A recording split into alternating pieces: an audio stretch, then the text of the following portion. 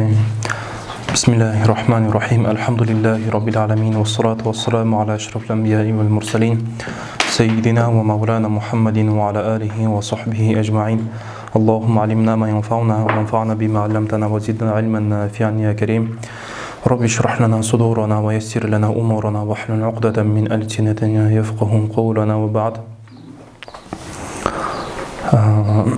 المطلق والمقيد قايرганбыз. Негизи бул жакта wal qoid деп турат, ошого мимди кошуп коюшсуздар. المطلق والمقيد. ومن الخاص المطلق والمقيد. Биз дагы деле хостун ичинен чыга элекпиз. Бул ошол жана хостко тиешелүү болгон мабахастардан болчу. Бул жакта астын караңыздар. المطلق والمقيد астында الخاص قد يرد مطلقا عن التقييد. Кейде хос мутлак болуп келет. Эч кандай бир жанагы сыпаттар жанында келбей, ал куюттарды азыр айтып өтөбүз иншалла. Ай юзкару шейу бисмихи фақат. Демек бир нерсе ошол жөн эле мындай өзү эле айтылат, анын жанында эч кандай бир сыпат, шарт, хал ошого окшогон нерселер айтылбайт экен, куюттар айтылбайт экен. Вала юқрану бихи сифатун ва гайруха. Сыпат болсун, хал болсун, шарт болсун, башкалар айтылбайт. Ошондой боло турган болсо, эгерде ида зукира шейу бисмихи фақат. Өзүнүн аты менен гана, ысым менен гана айтыла турган болсо, мисалы үчүн акрим рожулан дегендей кылып айтыла турган болсо, эмне дейт? Акрим рожулан дей турган болсо, анда фаякуну фардан шаиан фи джинсихи. Кээ-бир немелер, алымдар мутлакка ушундай деп тариф берген.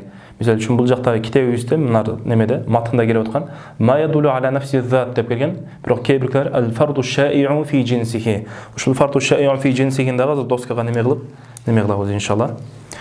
Түшүндүрүп беребиз буйруса. Вaqad yaridu muqayyadan. Кээде хос болуп келеткен, муқайят болуп келеткен. Кандай?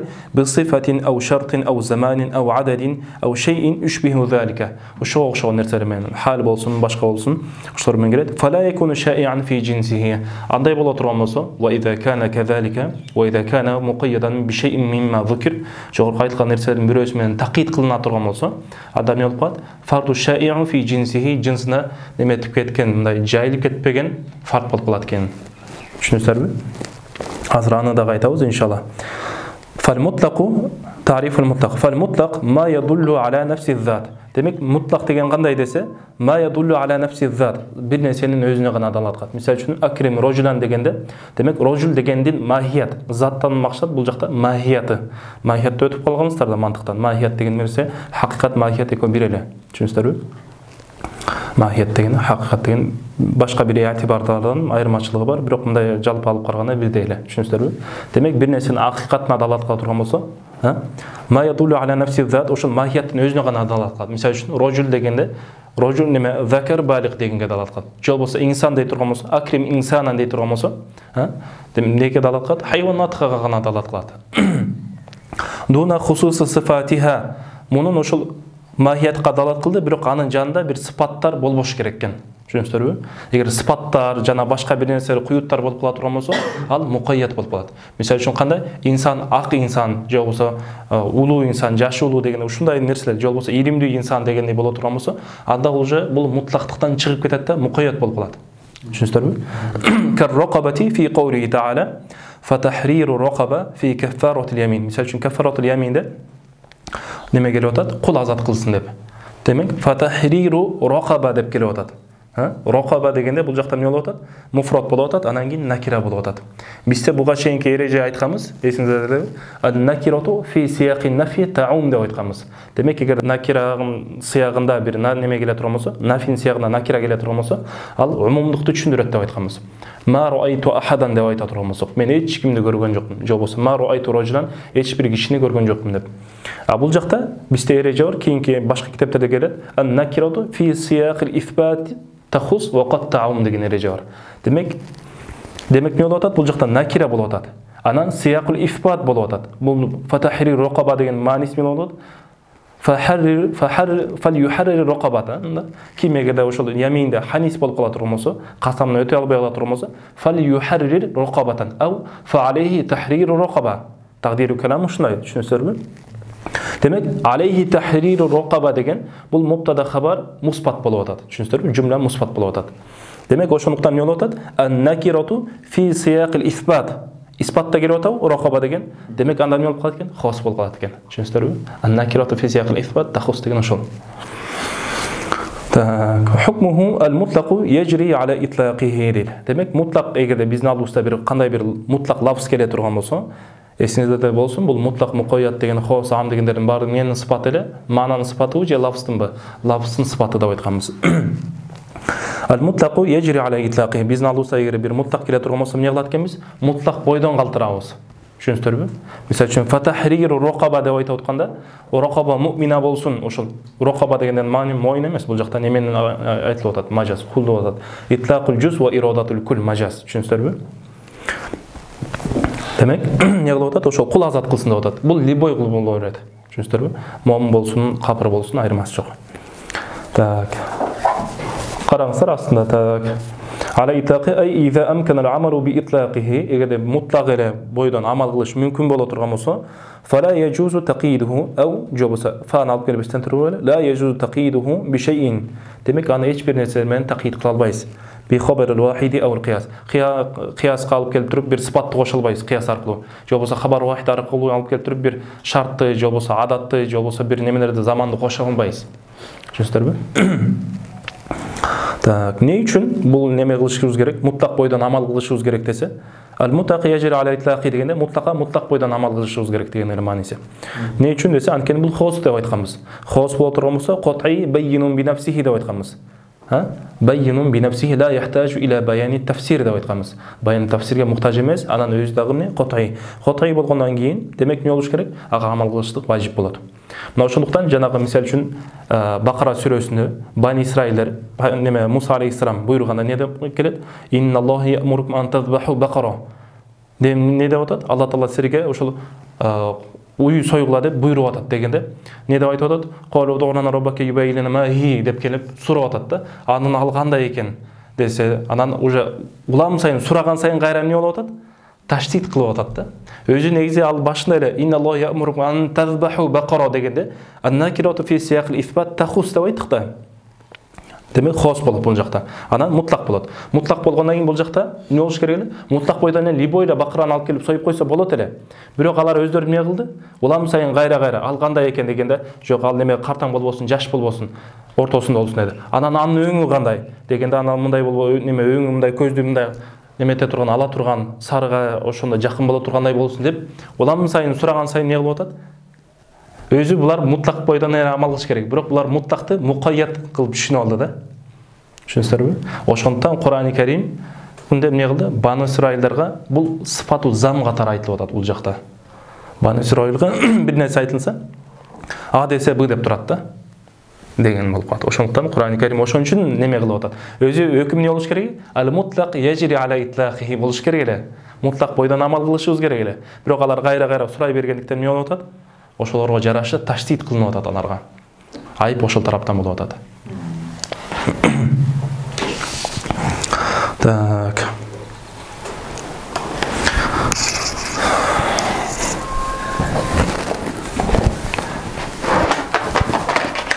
Ого, жашыл бизге неметпейт эле. Так. Мисал үчүн жаа рожул деп айта турган болсок, жок болсо акрим рожулан. Акрим рожулан.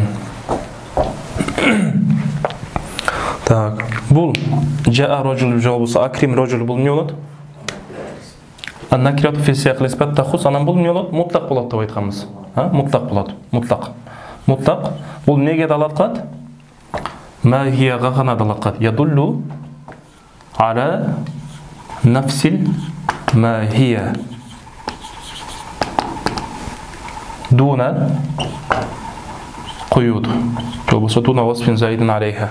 Айырмасы жок, ар кандай кылып окуй берсиз болот. Демек не кылып атат? Мунун махияты кайсы? Закар балиг деген. Жобосо ошонун ордуна инсан алып келе турган болсоз. Хайван натык дегенге гана далат кылат. Бул жакта анын кандай сыпаты бар, ал сыпатына неметпейт. Ал сыпатын түшүндүрбөйт. Сыпаттары эмне болуп калат экен? Маскутун анху болуп калат. Түшүнүңүздөрбү? Бул жакта ал туурасында сөз кылынган жок. Демек, эгерде мисалы үчүн сизге келип туруп, бирөө келип туруп, акрим рожулан деп айта турган болсо, акрим рожулан деп айта турган болсо, сиз любой кишини, улуубу, жашпы, карыбы, картаңбы, красавчикпи же мындайракпы, байбы, кедейби, иш кылып кандай бир неме кишини эле неме кылсаңыз, икрам кылсаңыз, сиз буйрукту аткарган болуп эсептелесиз. Түшүнүңүздөрбү? Любой нерсени неме кыла турган болсок. Эми эгер монтип айта турган болсок. Так, жаа рожулун алимун деп айта турган болсок. Же болбосо акрим рожулан алиман деп айта турган болсок. Бул эмне болуп калат? Мукайят болуп калат. Бул бизде неме бар? Койд анан мукайят деген нерсе бар. Жакшылап көңүл буруңуздар. Могу эки тең. Так, могу эки тең, рожул эки тең бул жакта эмне болот экен? Мукайят болуп калат. Мукайят болуп калат. А могулар боло турган болсо, эмне болуп калат? Койд болуп калат. Түшүнүңүздөрбү?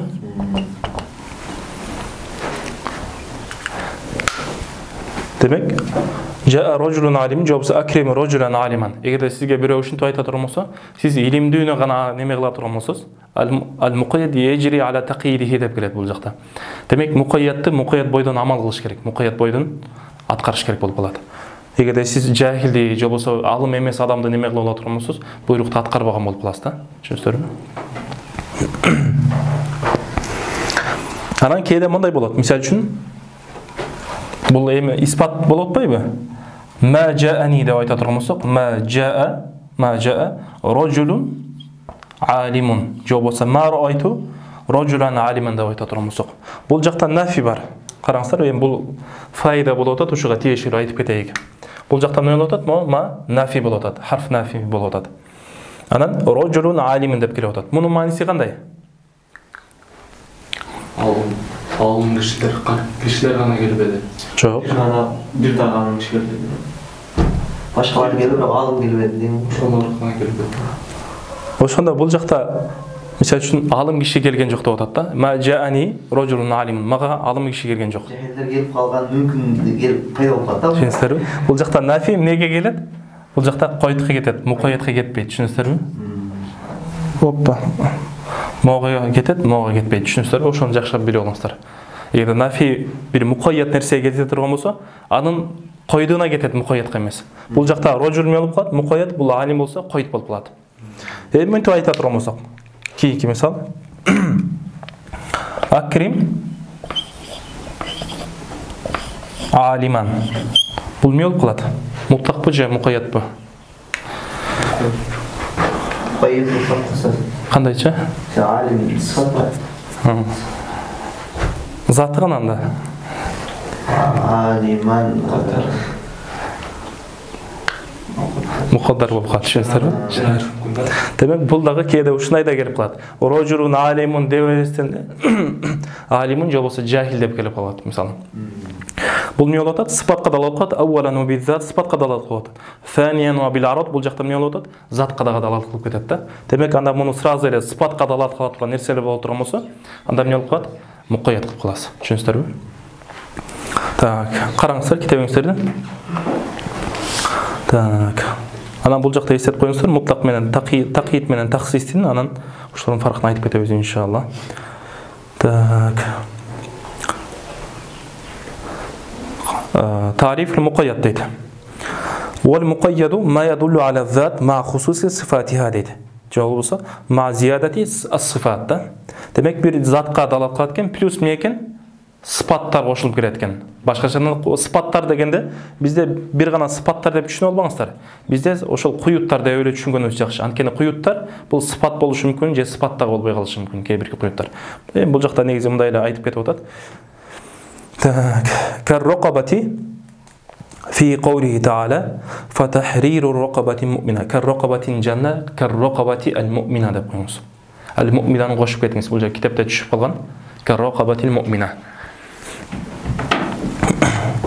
في قوله تعالى فتحرير الرقبة مؤمنة في كفارة قتل الخطأ.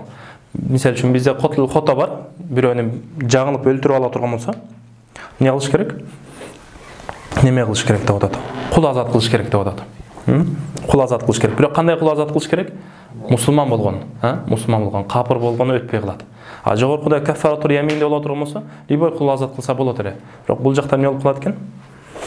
Бул жакта мусулман болуш керек. Эми суроо туулат. Бул жакта биз айтып атпайбызбы? Тиякта либой эле кулду азат кылса боло берет деп атабыз. Ушуга мутлакка тиешелүү эреже бар. Эгерде ал жактага келип туруп мындай орукчан, кемчиликтүү бир кулду азат кылса болобу, болбойбу? Монда бар. Жок, мутлакта. Мутлакта. Неге? Не фаркы yok.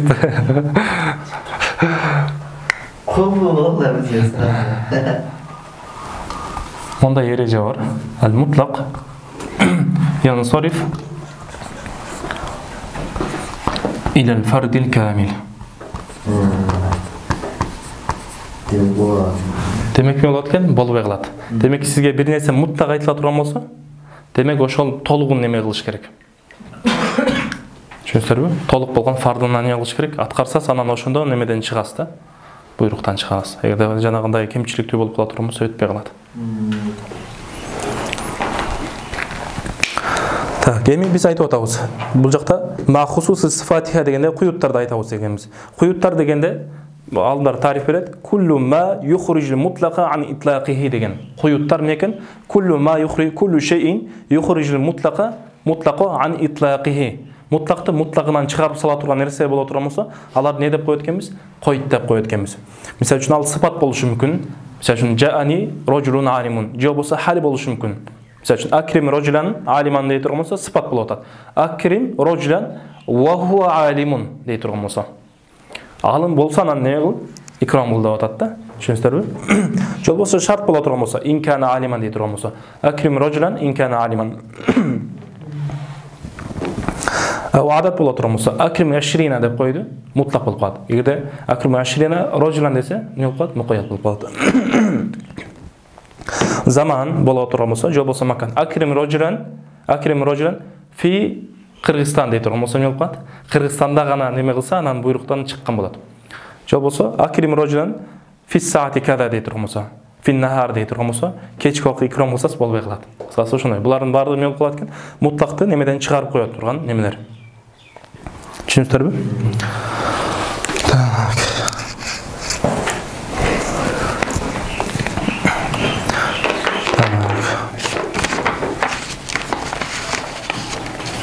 Демек эми бизде неме бар? Анан биз аль-фарду шаи'ун фи джинсихи деп айттык, айтмакчы. Унутпай турук. Аль-фарду шаи'ун фи джинсихи. Мисалы үчүн, так. Оларды өчүрүп салайын, а?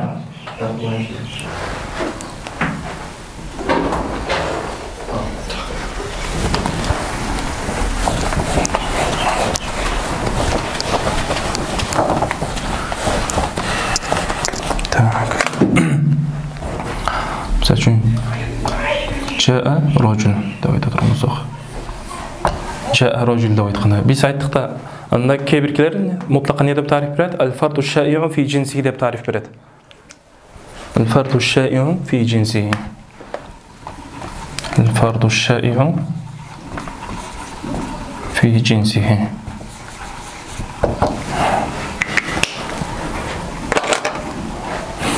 Бул жакта ошондо эмне болуп калат? Мисалы үчүн жаа рожул дегенде эмне болуп калат? Рожул дегенде сиз, мен баарыбыз кете беришибиз мүмкүн. Ошондуктан шуйо деген эмнени түшүндүрөт? Умумдук дегенди түшүндүрөт. Умумдук бар, бирок умумдук кандай деп айтканбыз? Умум бадали деп айтканбыз мында. Мутлакта умумдук бар, бирок кайсы тараптан бар? Умум бадали тарабынан.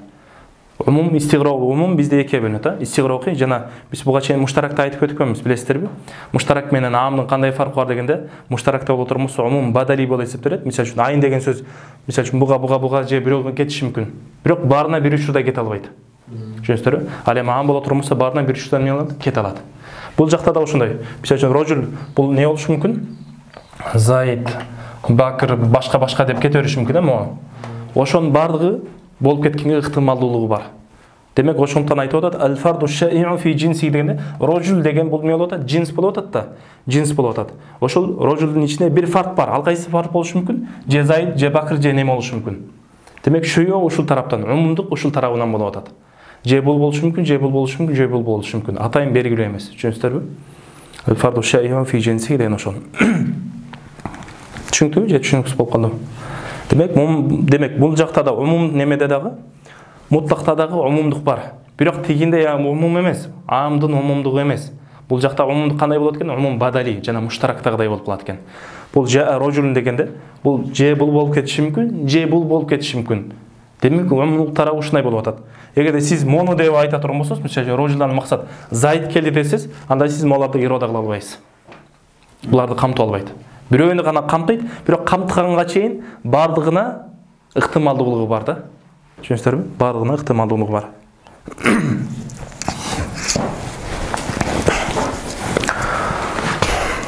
Демек ошондуктан бул жакта башка бир китептерде келет. Мутлак менен аамдын ортосуна фаркы кандай десе, аам боло турган болсо бардык афроддордун бир учурда камтылат дейт. Түшүнүңүздөрбү? Демек ошол аамдын астына кире турган аль-мусимун деген астына кире турган нерсенин бардыгын бир учурда камтылат. Түшүнүңүздөрбү? Ал эми мутлак боло турган болсо, ошол жанагы мунун астына кире турган, рожулдун астына кире турган 5-6 фарк бар дей турган болсок, ошонун бирөөсүн гана камтылат. Түшүнүңүздөрбү? Бирөөсүн гана камтылат. Мисалы үчүн ар-риқоб деп айта турган болсок, эмне болуп калат? Риқоб боло турган болсо, бул эмне болуп калат? Аам болуп калат. Рақаба боло турган болсо, бул эмне болуп калат? Мутлак болуп калат, хос. Демек, хоста да мындан неме чыгарсак болот? Хоста да умумдук бар экен. Түшүнүңүздөрбү? Умумдукту бирок кандай? Афроддорунун тарабынанбы? Умумдук кайсы тараптан болуп калат? Хоста да умумдук бар. Аамда дагы аам бар. Аамдын дагы өзүнчө умум деген сыпаты бар. Хоста дагы өзүнүн умумдук немеси бар. Бирок эки башка. Түшүнүңүздөрбү? Эки башка. Бири немеде аамда боло турган болсо, анда афроддор шарт кылынат. Бул жакта бир эле фартты камтыйт, бирок бир фартты камтыганга чейин тиги же бул болуп кетиши мүмкүн. Ошого немеси бар. Ыктымалдуулугу, жарамдуулугу бар. Салахияты бар. Анан бизде таксис бар, анан такийит бар. Такийитти биз айттык да. Демек такийит кылуу эмне кылат? Муттакты такийит кылуу. Сыпат менен, шарт менен, же болбосо хал менен ушинтип кете берет деп айттык го. Эми ошол неме таксис менен такийиттин фаркы кандай дей турган болсок, мисалы үчүн бизге эгерде ар-рожул деп айтыла турган болсо, ар-рожул бул жакта алиф лам истигроқия кыла турган болсок, куллу рожул деген маанини түшүндүрөт. Муну таксис кылуунун мааниси деген кандай дегени? Муну неме рожулдун астынан, мисалы үчүн 100 адам бар боло турган болсо деп койлу, ошонун астынан 1-2 чыгарып коебуз. Же болбосо 5-6 чыгарып коебуз, же болбосо белгилүү бир санды чыгарып коебуз. Бирок мунун мааниси өзгөрүп кетпейт. Мунун мааниси өзгөрүп кетпейт. Ал эми мукаятта боло турган болсо, эгерде сиз аны такийит кыла турган болсоңуз, эмне болуп калат? Ага кошумча бир лафз алып келесиз. Рожулун алимун ва хуа алимун ин кана алиман деген сыяктарды алып келесиз да. Түшүнүңүздөрбү? Эми сиз таксис кылганыңызда мааниси өзгөрүп кетпейт. Маани ошомойдон эле калат. Болгону сан жактан эмне болуп калат? Санын жагы азайып калат. Ал эми немеде боло турган болсо, такийитте боло турган болсо эмне калат? Мукаяттын мааниси өзгөрүп кетет. Башында эмне болгон? Рожул болгон жөн эле. Кийин рожулун алимун болуп мааниси өзгөрүп калып атат. А тиякта ар-рожул деп айтканда ошол эле закар балиг эле. Бидуни сыфат да. Сыфат жок ал жакта. Болгону адаты эмне болуп калды? Танкис болуп калды да. Анан ошол мухассис кийинки фаркы кандай десе, мухассис таксис кылуу үчүн мухассис эмне болуш керек? Бул калам мустакил болуш керек. Ал эми тигиде боло турган болсо, мисалы үчүн ва ахаллаллахул бай'a ва харрама риба дегенде, ва харрама риба эмне болгон? Таксис кылган. Дегене ахаллал бай'a дегенде таксис кылган. Жумла мустакиле болуп атат. Түшүнүңүздөрбү? Жумла мустакиле. Ал эми тигиде боло турган болсо, ин кана алиман, рожулун алим деген бул жумла мустакиле эмес. Түшүнүңүздөрбү? Кийинки дагы бир фарк айтат. Мисалы үчүн бул неме сөзсүз түрдө такийит кылыш үчүн лафз болуш керек. Койут сөзсүз түрдө эмне болуш керек экен? Лафз болуш керек экен. Акрим рожулан алиман, инкан алиман ва ху алим деп булардын баары эмне болуп атат? Лафз болуп атат. Эми биз өткөнкү сабагыбызда таксистин лафзи болгон сүрөтүн гана өттүк да. Таксис кээде лафз эмес, акыл менен болот, үрп адат менен болот, ошондой түрлөрү болот да. Демек таксис кээде лафз менен болот, кээде лафзсыз дагы болуп калат да, ошол тарабынан. Бул ошол фарктары жалпылай. Так. Караңыздар, так. Вал муқайяд ма ядуллу аля зат. Ма ядуллу аля зат ма хусуси сифатия. Сыпаттар менен бергиликте, же болбосо куюттар менен бергиликте.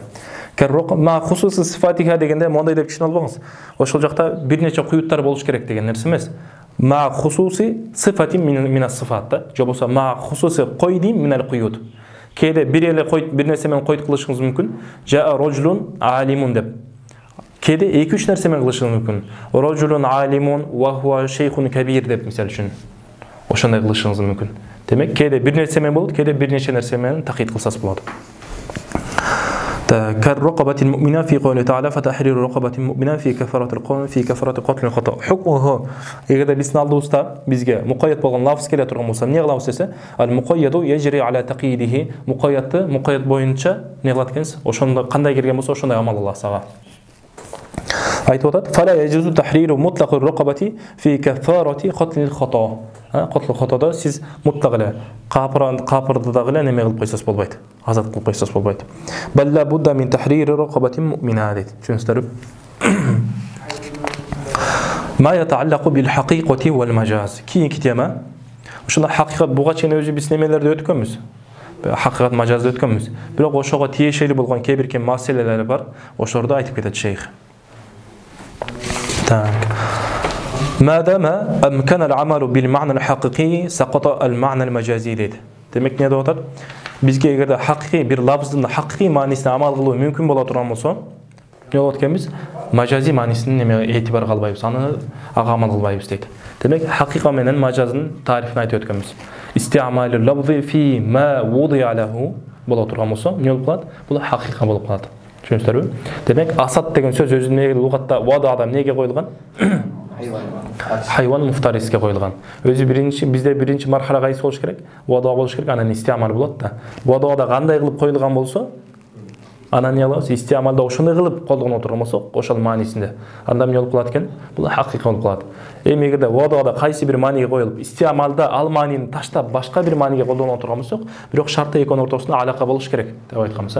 Алака болуш керек. Алака кээде мушабаха болот, балагада келгенде. Мушабаха боло турган болсо, истиара болот. Койр мушабаха боло турган болсо, мажаз мурсал болот. Мажаз мурсалдын бир нече алакалары бар. Түшүнүңүздөрбү? Ошондой болуп калат. Анан биз өткөн сабактарыбызда негизи айтып кетишибиз керек. Немеде? Муштаракта дагы, анан мажазда дагы карина бар. Түшүнүңүздөрбү? Муштаракта дагы, мажазда дагы карина бар. Бирок эки каринанын ортосунда фаркы кандай деген суроо туулат. Биз айтып атпайбызбы? Мисал үчүн немеде? Алака болуш керек. Хакыйкый маани менен мажази маанинин ортосунда алака болуш керек. И плюс эмне болуш керек? Ма каринатин маниятин мин ирадати ал-ма'на al-хакыйкый. Хакыйкый маанини ирада кылуудан тыйып кое турган, тосуп кое турган бизге бир далил керек деп атабыз. Мисал үчүн кандай? Раайту асадан яхмилу силах дей турган болсок. Раайту асадан асатты көрдүм. Аса ушул жайга чейин эле карай турган болсоз, бул берки асат болуп кетиши мүмкүн. Хайван муфтарис. Бирок яхмилу силах болуп атат. Демек, асат менен бул жакта эмне болуп атат? Шужаан неме кылып атат да? Экөөнүн ортосунда кандай алака бар? Алакатул мушабаха бар. Окшоштук алакасы бар. Важу шабаха ошол болуп атат да. Анан бирок каринасы кандай болуп атат? Хакыйкый маанини ирада кылуудан тыйып кое турган карина кайсы болуп атат? Яхмилу силах болуп атат. Анткени хакыйкый асат көтөрө албайт да. Демек, бул ушундан чыгып атат. Мажаздын каринасы эмне болуп келет экен? Маниятун лил ма'на al-хакыйкый болот экен. Муштарактын немеси каринасы кандай болот деген суроо туулат. Мисал үчүн айын деген сөз бар бизде. Айын деген. Бул эреже буну жазып алыңыздар. Буну көп немелерден таап албайсыздар. Мисал үчүн раайту айнан юшрику важху дей турган болсок.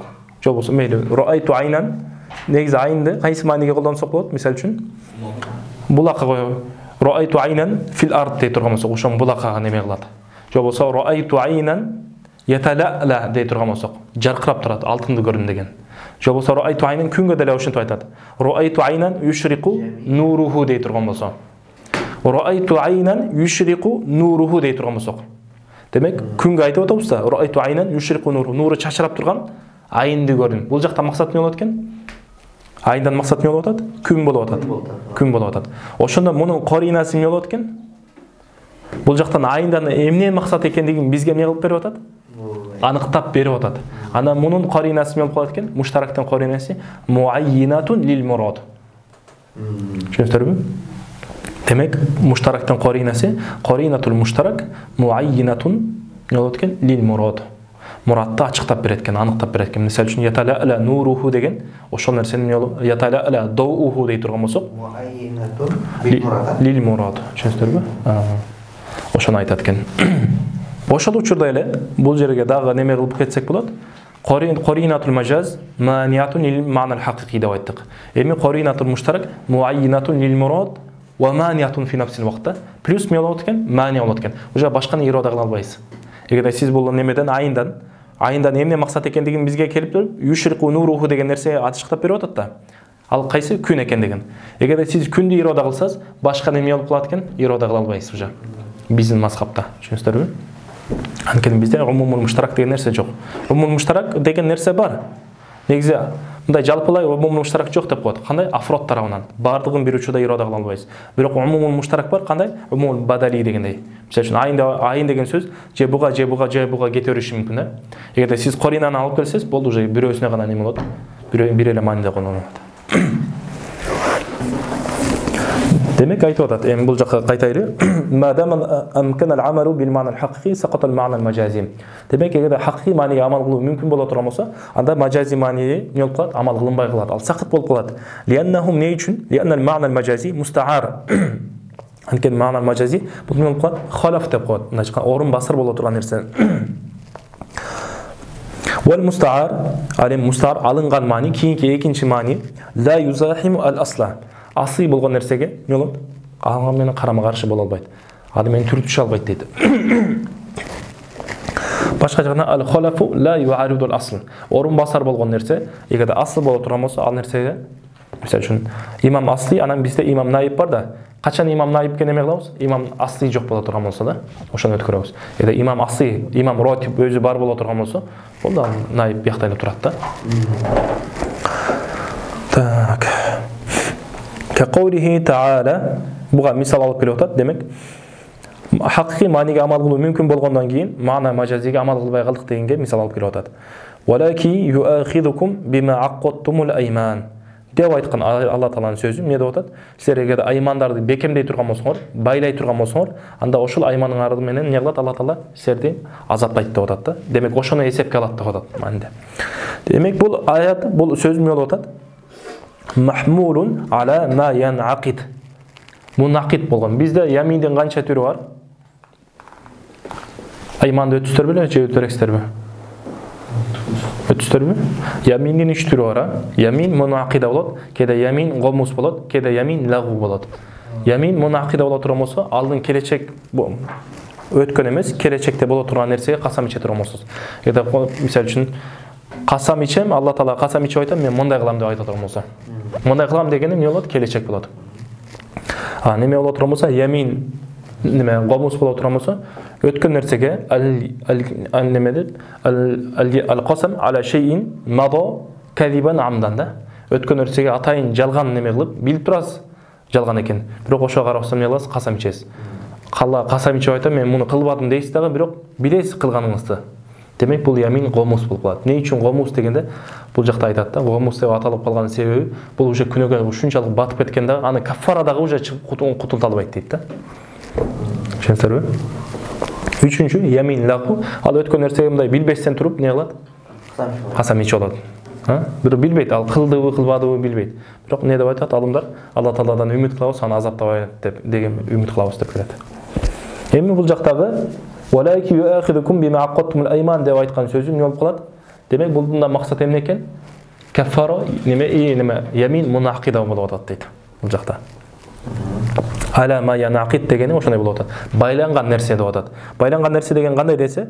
Wa huwa al-munaqida al-faqat дейт. Булда максат эмне болуп калат экен? Янaqidке эгерде бул валайки ю'akhidhukum bima aqadtumul акд кылгандан кийин ал эмне болот? Янaqid болот.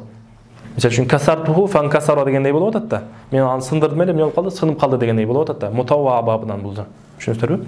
Аккада янақиду. Аккада инақада болуп атат да. Демек акд кылганы байлагандан кийин эмне болуп калды? Ал мунақидке болгон болот. Мунақид. Мунақидден максат эмне болот экен? Ямин мунақида болот экен дейт.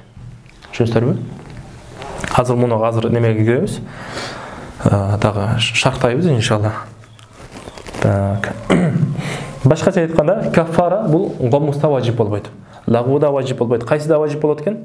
Мунақида гана важип болот экен. Түшүнүңүздөрбү? Так. Досканы караңыздар азыр.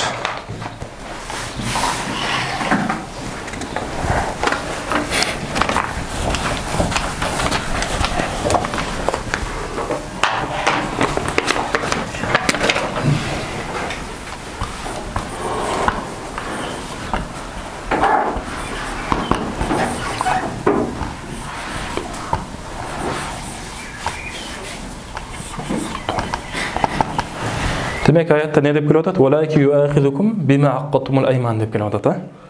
Бұл жақта аққаданын біз өзін не темада жүрөбүз. Эгер хакыйкый мааниге амал кылуу мүмкүн боло турган болсо, мажази мааниге эмне кылабыз? Амал кылбай калабыз деген темада жүрөбүз да.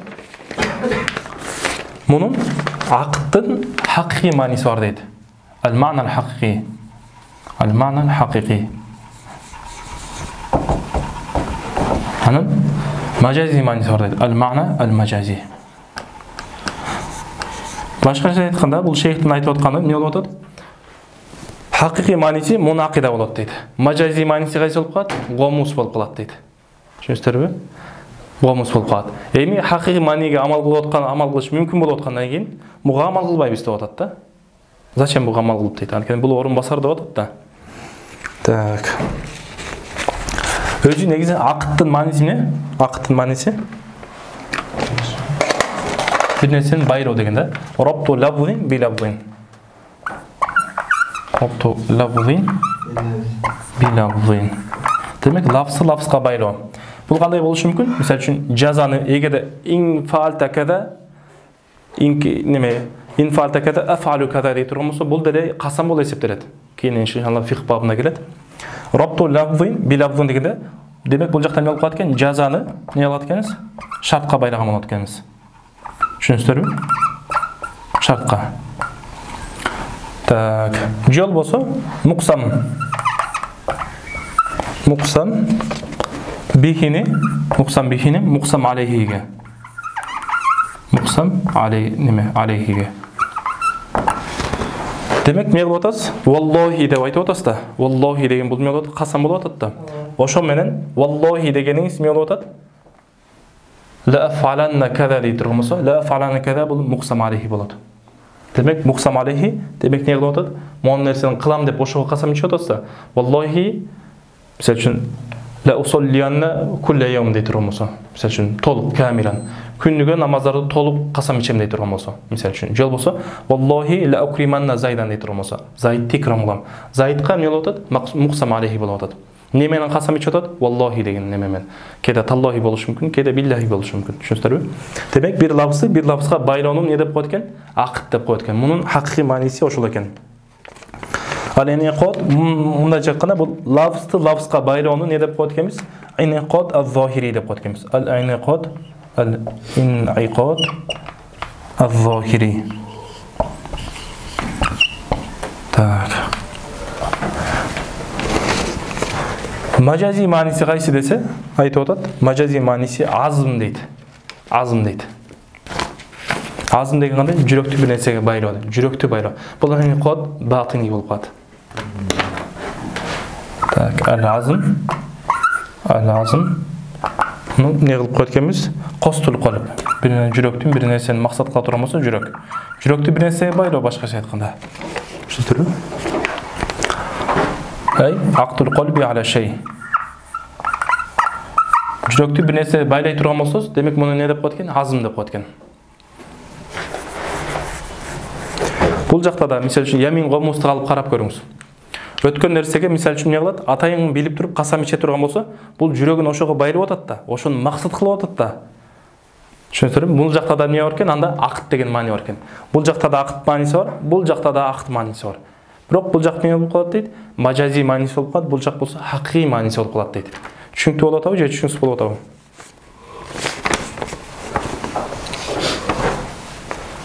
Так.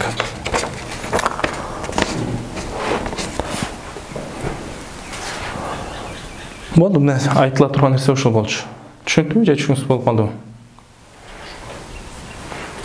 Демек, муну акыйда деген мааниси болуп калат экен, муну хакыйкый мааниси кайсы экен?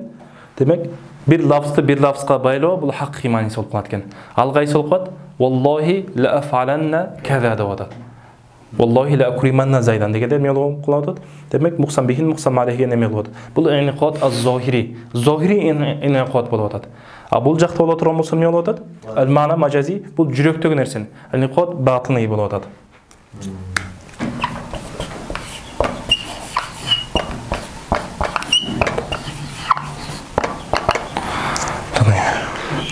Бул жакта эми ушинтип айтып койду шейх. Бул хакыйкый маани, бул мажази маани деп койду. Бирок өзү бул сөздүн негизги неме мааниси болуп турмаса, чыныгы хакый мааниси дагы бар. Булар экөө тең мажази маани болуп калат. Азыр аны айтабыз. Хакый мааниси менен акыттын мааниси робту хаблин да. Робту хаблин. Акыттын мааниси эмне экен? Ал-ма'на ал-хакыйкий, бул жакта жазып коёк. Al-haqiqi rabtu şey bi habl.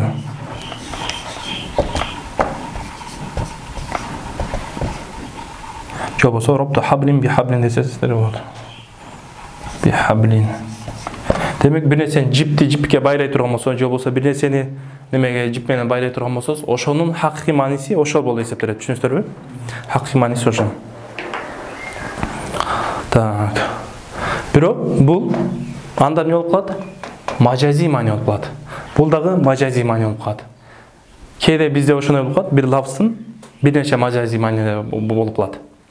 Анда бул боло турган болсо, эмне үчүн бул жерде муну хакый маани кылып атабыз дегенде, бул жакта хакый маани, бул жакта ирода кылынбагандан кийин, уже бул ирода кылынбай калды. Хакый мааниси бул жакта максат кылынбагандан кийин, анын мажази маанисин карап көрөбүз. Биринчи даражада турган мажази мааниси ушул болуп атат да. Зохири нерсе биринчи турат. Өзү бул эмне болуп атат? Зохири болуп атат. Бул дагы эмне болуп атат? Зохири болуп атат. Демек анда биз муну ошондуктан биринчи алып келип атабыз. Бул батыни болуп атат, ички акт болуп атат. А бул экөө тең эмне болуп атат? Бул деле эмне болуп атат? Чыныгы хисси кол менен неме кылган, бул хакый мааниси болуп атат. Ошол хиссиге жакыныраак кайсы болуп атат? Сөздү сөз менен байлай турган болсо, сөздү сөз менен бири-бирине байланыштыра турган болсоз, ошондо эмне болуп калат экен? Бул ошонун орун басары болуп калат, кудум эле. Хакый маани жок болгон учурда бул кудум эле хакый мааниде эле болуп калат. Түшүнүңүздөрбү? Анда бул учурда бизде неме бар? Бул эмне болуп калат? Мажаз би мартабатин вахида. Демек бир да хакыйкаттан кийин эле ушул турат.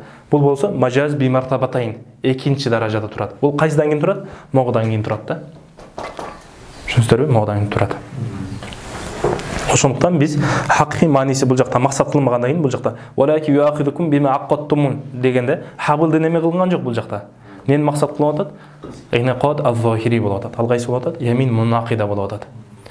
Демек боло турган болсо, эгерде биз мону амал кылыш мүмкүн неме кылгандан кийин, хакый мааниси мүмкүн болгондон кийин, бул кудум эле мажази мааниси өзү, бирок хакый болуп калат, ушул хакый маани жок болгон учурда. Түшүнүңүздөрбү? Хакый маани болуп калгандан кийин буга амал кылыштык мүмкүн болгондон кийин буга амал кылбай калабыз дейт. Түшүнүңүздөрбү? Анткени бизде хакыйкат менен мажаздын ортосун эмне кылабыз? Жам кылыштык бизде мүмкүн болбойт. Түшүнүңүздөрбү? Жам кылыштык мүмкүн болбойт. Так.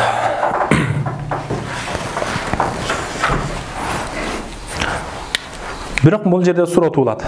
Караңыздар, жөн эле мынтип айтып коюп, ошо менен кете бербеш керек. Башты иштешибиз керек. Бул жакта ямин гомуста боло турган болсо, ал жакта деле эмне бар? Акыт бар. Кандай акыт бар? Батыни болуп. Батыни бар. Батыни ичинен болгон акыт болуп турат. Өткөн жака байлап атасыз. Өткөн жака байлап атасыз. Анан бирок мажази болот. Фаркы эмне болуп атат? Ушул эле болуп калып атабы, же мындан башка дагы нерсеси болуп атабы фаркы? Бул жакта деле акыт колби бар, акыт лавзи дагы бар да. Эмне кылат? Мисалы, "Валлахи ма фаалту каза" деп айтып атпайбы? Бул жакта да эмне болуп атат? Лавзи да бар. Лавзи да болуп калат. Бул жакта эмне болуп атат? Лавзи болуп атат. Эне код зохири, бул жакта да эне код зохири болуп калып атат. Бирок бизде мындай деген суроо туулат. Бул жакта деле неме карасак, бул жакта деле акыт лавзи бар. Бул жакта деле бар. Анда эмне үчүн биз муну неме кылып атабыз? Экинчи орунга калтырып атабыз да, мога амал кылып атабыз деген суроо туулат. Буга кантип жооп беребиз? Буга анда башка бир немелерден, хорижи далилдерден алып жооп беребиз. Кандай? Өзү ямин эмне үчүн, касам эмне үчүн бул машрур болгон? Эмне үчүн уруксат берилген шариатта десе, эмне себептен? Ли ижаби сидқ, же болбосо ли ижаби хукмин хуал бир ау сидқ. Өзү эмне кылат? Яминден максат эмне кылыш керек? Биз эмне үчүн касам ичип атасыз? Ошол нерсени өтөйм деп атасыз да. Чынчылдыгыңызды далилдейм деп атасыз. Ошон үчүн. А бул жакта эмне болуп калат? Чынчылыкты далилдей албайсыз. Бул уже болду. Жалган экендиги анык эле болуп турат. Түшүнүңүздөрбү? Ошол тараптан болуп атат. Болбосо мында деле өзүңүз китептерде көп айтылып кете берет. Ушундай бирок мындай таамул кылып неме кыла турган болсо, мен деле оюма келе азыр оюма келип атат да ошол нерсечи. Бул сабак дегенде ушундай да, Кудай таалам рызкысы. Мисалы бул сиздердин ырыскыңыздар экен. Демек сабакта Кудай Таала ар кандай нерселерди алып келип бере берет. Мисалы үчүн бир окуганда эле бүт нерсени түшүнүп калып деген нерсе жок. Ал акырын-акырындан илим ошондой болуп келет да.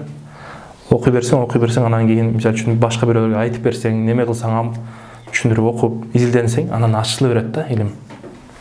Түшүнүңүздөрбү? Сиздердин берекеңиздерден кандай эме болуп атат? Дагы бир жаңы неме болуп атат, маалымат. Бул жакта да эме болуп атат. Демек, ана кот зохири, ана кот батини эки тең бар экен. Бирок бул жакта эме бар? Зохири бар, и плюс бул жакта деле батини бар. Анткени жүрөгүңүз менен максат кылып атасыздар. Жүрөгүңүз менен максат кылып атасыз. Бирок фаркы эмне себептен биз буга амал кылып атабыз, буга амал кылбай атабыз дегенде, эмне болуп калат? Ижабы сыдык болуп атат бул жакта. Бул жакта уже казиб экендиги билинип турат. Түшүнүңүздөрбү? Эгерде ижабы казиб дей турган болсок, бул яминге карама-каршы болуп калат. Түшүнүңүздөрбү? Яминдин максатына каршы болуп калат. Караңыздар, илим деген ушунчалык сонун нерсе да. Алымдар мурун неме кылчу экен? Мисалы үчүн бир оор маселелерди изилдеп, анан бир маселелерди көптөн бери издеп жүрүп таап алса дейт, ушунчалык сүйүнөт эле дейт да, айтат эле дейт. Субханалла, ушул илимде бир кээ-бир маселе таап алгандагы ошондон кийин келе турган рахат дейт. Бул рахатты дүйнөдөгү падышалар деле бул рахатка жетпейт болуш керек деп айтат да. Алымдар. Бул сонун нерсе, бул кадимкидей эле акча таап алгандай кылып, акчадан да кымбат нерсе таап алгандай кылып сүйүнөсүң. Өзгөчө мисалы үчүн жана устаздардын алдында сабак отуруп катышып атканда суроо берип, устаз суроо берет го. Анан кээде оор маселе, жеңил болсо мейли эч нерсе болбойт. Бирок оор маселе, тонкий болгон маселелер болуп кала турган болсо, жанан арасынан сен туруп алып жооп берсең, тим менен сүйүнүп, кубанычың көкүрөгүңө батпай калат да. Кеттик да. Түшүнүңүздөрбү? Демек, мен деле буга чейинки устаздардын алдында окуганда бул немелерди уга элек болчумун. Бирок Кудай Таала ушуну бере берет экен да. Кам таракал аввал лил ахир деген алымдардын сөзү бар да. Мурункулар кийинкилерге канча деген маалыматты таштап кеткен дейт. Дагы канча ачылбаган изилденген элек нерселер бар өзүчө. Балким бул нерселер эми хашияларда башка чоң-чоң нерселерде айтылышы мүмкүн. Бирок немелер буга чейин немелер элек болчумун, жолтур элек болчумун. Так. Демек, мун акида бул жактан валаки юахидукум бима аккаттумул аймандан максат не болот экен? Ямин мун акида болот экен. Эмне үчүн ямин мун акида боло турган болсо, бул жактан бул аяттан максат не болот экен? Не болуп калат экен? Муну кайсы мааниге алып барат экенбиз десе, муну акидага алып барабыз. Гомуска алып барбайбыз дейт. Эмне себептен муну акидага алып барасыңар дегенин жообу болуп атат. Лианнаху деген сөзү дайыма ошол неме кыласыздар. Лианнаху фа иннаху деген сөздөр дайыма бир нерсени айтат да, ошонун бул далили болот. Түшүнүңүздөрбү? Кээде бизде далил акли болот, кээде далил накли болот. Талил деп койсоз болот, же болбосо далил десеңиз болот. Түшүнүңүздөрбү? Эмне үчүн ошого хамыр кылабыз десе, лианнаху негизи өзү лианнаха деп алып келген жакшыраак эле. Ал кайсы? Ал мунакида болуп атат да. Болбосо лианнал мазкур деген мааниде алып барасыз. Лианнаху дагы домирдин эмнеге алып барасыз? Мазкур аллази зукира. Ал кайсы? Лианнал мазкура ва хувал мунакида болуп калат да. Таъвил кылып каласыз. Лианнал мазкур жобосо лианнал мунакида хакыйкату хаза лафз. Ушул лафздын хакыйкый мааниси мунакида болуп эсептелет экен. Дуна маънал азм. Ал жүрөктөгү неме эмес деп атат. Түшүнүңүздөрбү? Демек бул жакта хакыйка деп айттык. Негизги хакыйкый мааниси кандай экен? Раптул хабл болчу. Рапту шей би хабл, жобосо рапту хаблин би хаблин. Жип менен эме болгон. Бул эми эмне болуп калат экен? Лианнаху хакыйкату хаза лафз. Бул неме лафздын хакыйкаты деп атат. Эмне үчүн ушуну айтып атат? Анткени бул жакта жанагы негизги хакыйкый раптул хабл деген мааниси жок болгон учурда ал холоф айнда адам вужудул асл кааннаху асл да. Асл сыяктуу эле болуп калат. Бул дагы эмне болуп калат экен? Хакыйкый эле болуп калат. Кал хакыйка болуп калат да. Хакыйкый мааниде болуп калат. Түшүнүңүздөрбү? Ошондуктан хакыйкату хаза лафз деп атат. Дуна маанал азм хатта яшмала ал-гумуса ва мунакида. Эгерде биз азм маанисинде кыла турган болсок, анда эмне болуп калмак? Азм маанисинде да кыла турган болсок, анда гомусту дагы, мунакиданы дагы эмне болуп калмак? Камтып алмак деп атат. Лианнаху хакыйкату хаза лафз дуна маанал азм. Демек бул жакта айтылган сөздөрдү түшүнүңүз да. Бул жакта негизи бул лафзды азыр токтоло турган болсок, дагы бул лафзды өзү кайра ыяда кылып, жаңы башка бир тартип менен жазып чыгышыбыз керек болуп калат да. Эми бул жанагы муптадилерге немелерге болот аткандыктан киришпей эле коелук. Түшүнүңүздөрбү? Так. Азым мааниси болбосо биз айттык. Азым мааниси бул немеде дагы бар деп айттык. Анткени кост сиз жүрөгүңүз менен неме кылып атасыз да? Максат кылып атасыз. Кост мында да бар, мында да бар. Эми код зохири экөөндө тең эле бар. Бирок эмне үчүн биз неме кылып атабыз? Жана башка бир себептен. Так. لأنه مجاز أنكن بقول عزم مانيسي مجازي مانيسي أول بلاد كن والمجاز لا يزاحم الحقيقة جوبس الأصل جوبس والخلف لا يعارض الأصل دegen رجال شنستر وشونdan gelip çıkıp atады. Keyinki qatyama anwa'ul haqiqa haqiqanın bir neçe türleri var. Mutaavvira bolat, mahjura bolat, anan mustamala bolat. Oşların türlerini ötөбүз. Так. Бул жакта азыр айтып түшүнө себеп бар бекен, жок бекен. Так. Пока бул жакта жок экен. Муну дагы доскага неме кылайык, жазып. Негизи азыркы сабактарыбыздын баары көбү уже доска менен болуп калат да, бул жакта келе турган сабактар. Так, анваул хакиқа.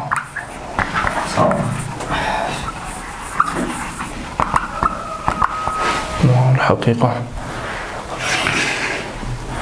Haqiqatın türleri. Так.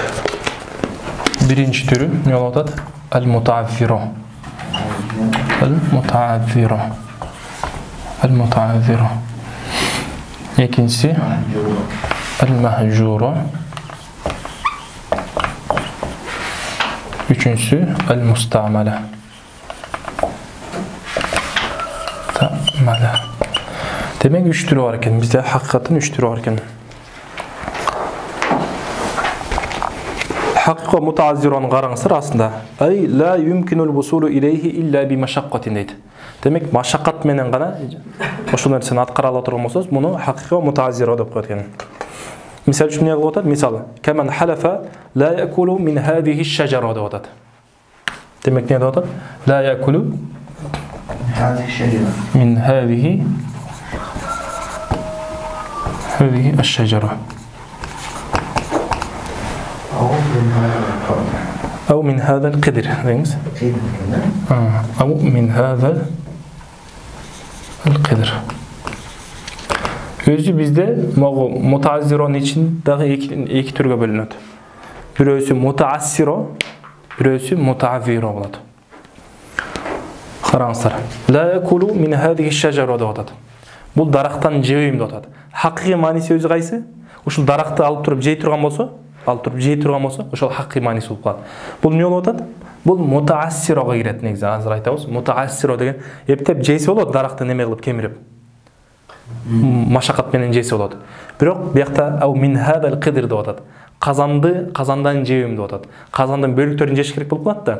Бул эмнеге кирип калат? Мутаассирага кирип калат. Казанды тиш менен эметсе, тиши сым калат. Мисалы үчүн даракты жейиши мүмкүн. Бирок казанды не кылат? Жей албайт. Түшүнүсүзбү? Тиши эле жанагындай не болуп, вообще бир карамат болуп эле жеп койбосо, жөнөкөй адамдар жей албайт да. Түшүндүңбү? Демек мутааzziro деген ошол экен. La yakul min hadhihi ash-shajara дегенде бул сүрөттө эмне болот? Хакыйкатка амал кылынбайт мутааzzирода. Түшүнүсүзбү? Кийинки түрү mahjura деп атат. Aslında qarаңыздар, mahjura деген кандай? Ай юмкинул вусул илейхи валакиннан наса таракуху. Бул хакыйкатты эмне кылып койгон? Таштап койгон дейт. Кама анна вада негизи mahjura деген негизи mutaazziro ай la yumkinul vusul ilayha деп неме кылса жакшы болмок. Таанис менен алып келсе жакшы болмок. Бирок шейун yuмкинул vusul ilayhi деп неме кылып кетсек болот. Түшүнүсүзбү? Табир кылып кетсек болот. Валакиннан наса таракуху таштап койгон. Кама анна وضع القدم في الدار حافيا من خارج ممكن لكن الناس هجروه deydi. Demek bu жакта айтып атат. Бирөө эгерде касам иче турган болсо, мисалы үчүн буга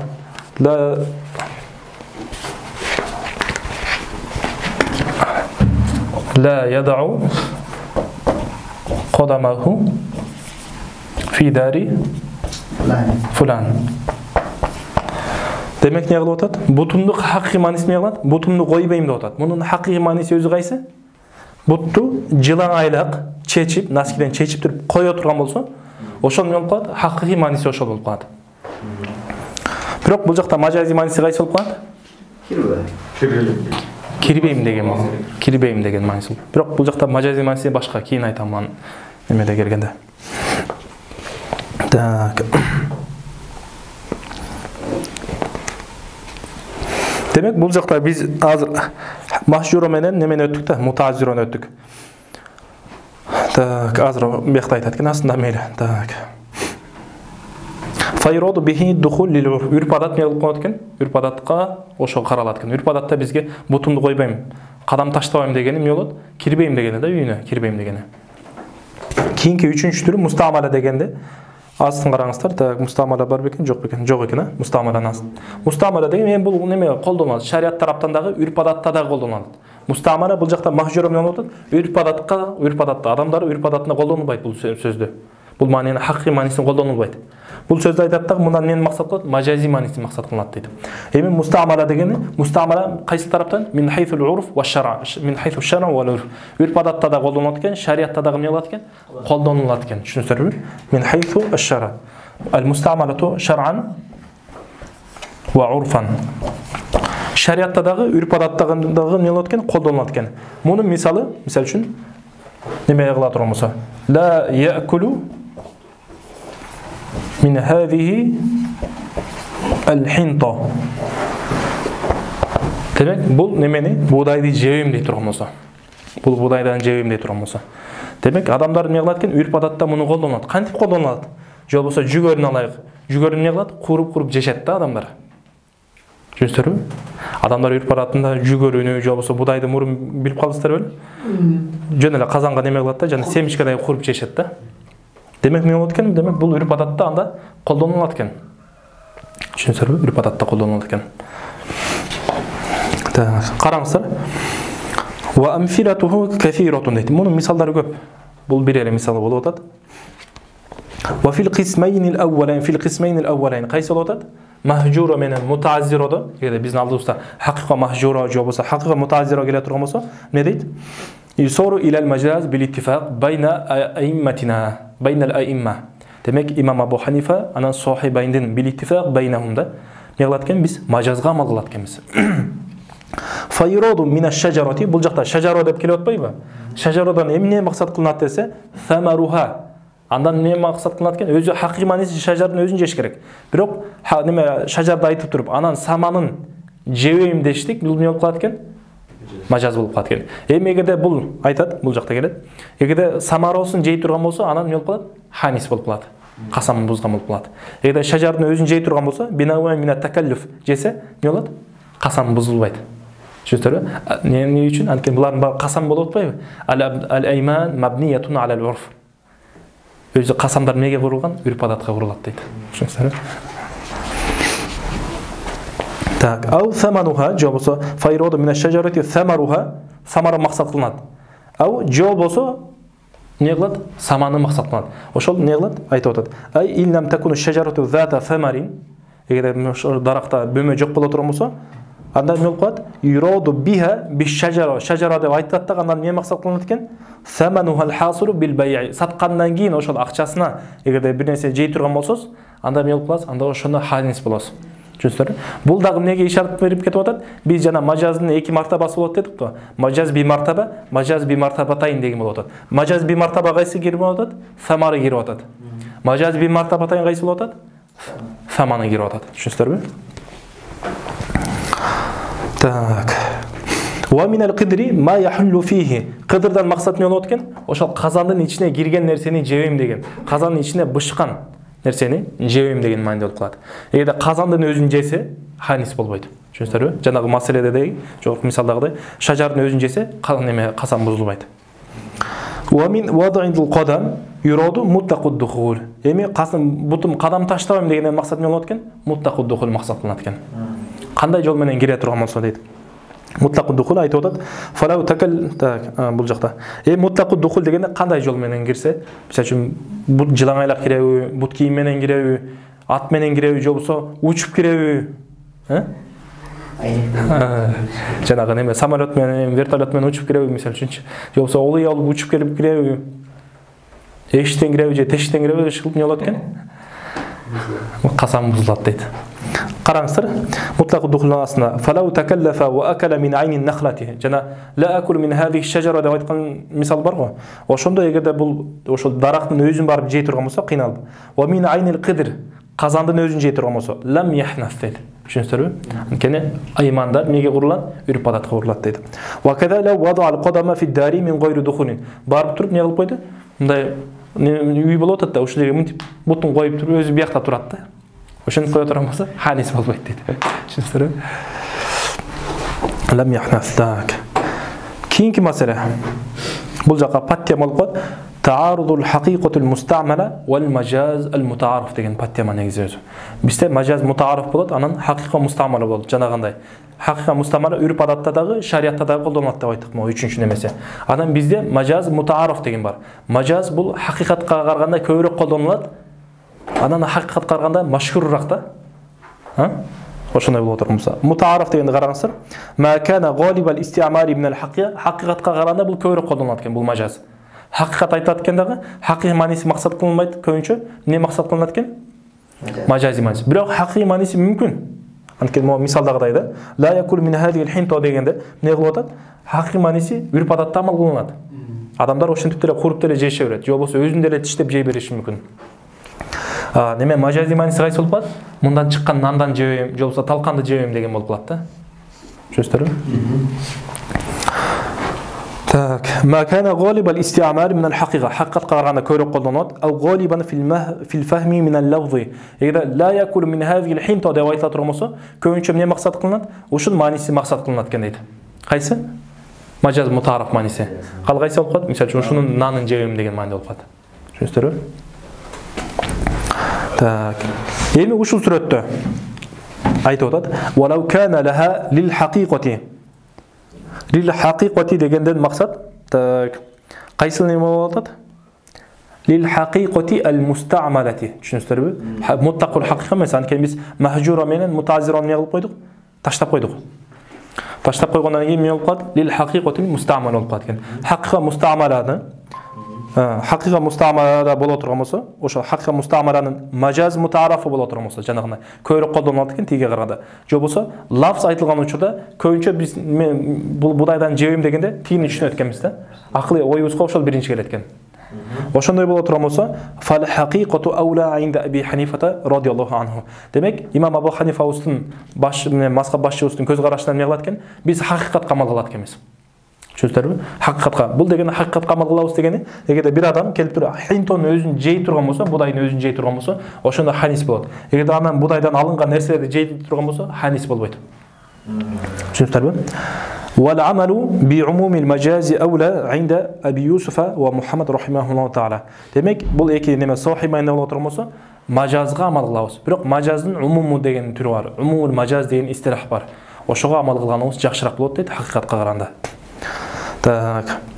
Бул жакты караңыздар, аслында Айнда Аби Юсуф ва Мухаммад дегенде кама иза халафа ла якул мин хадил хинто деп айта турган болсо. Бул жакта өчүрөрөйүн болду? Так.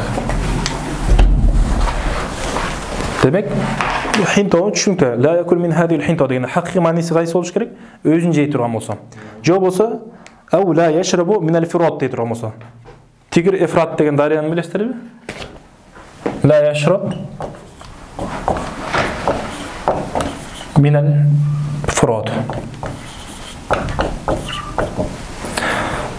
Ошол Фурат деген дарыяда деңизден же болбосо Минан Нил деп койсоз болот.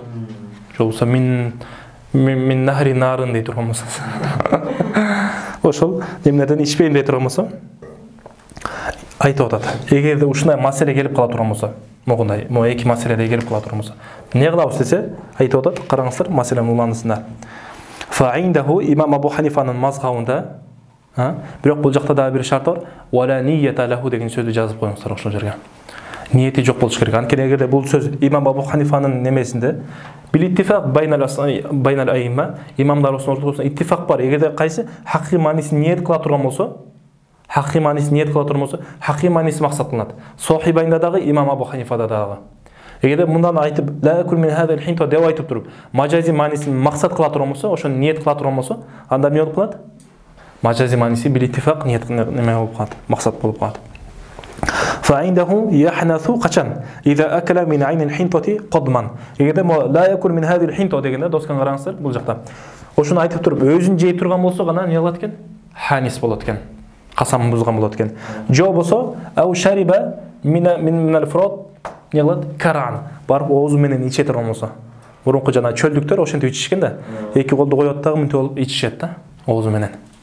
Ошентип иче турган болсо эмне болуп калат? Ошондо гана ханис болот. Каран деген ошол оозу менен. Биля васитати шей. Кол менен ичсе эмне болуп калат? Мажаз болуп калат. Кружка менен ичсе мажаз болуп калат. Оозу менен иче турган болсо, салып, ошондо эмне болуп калат? Хакый мааниси болуп калат. Анткени эмне үчүн бул не десе, анткени үрп адатта бул амал кылынат дейт. Мисалы үчүн жана чөлдүктөр ошентип ичишет дейт.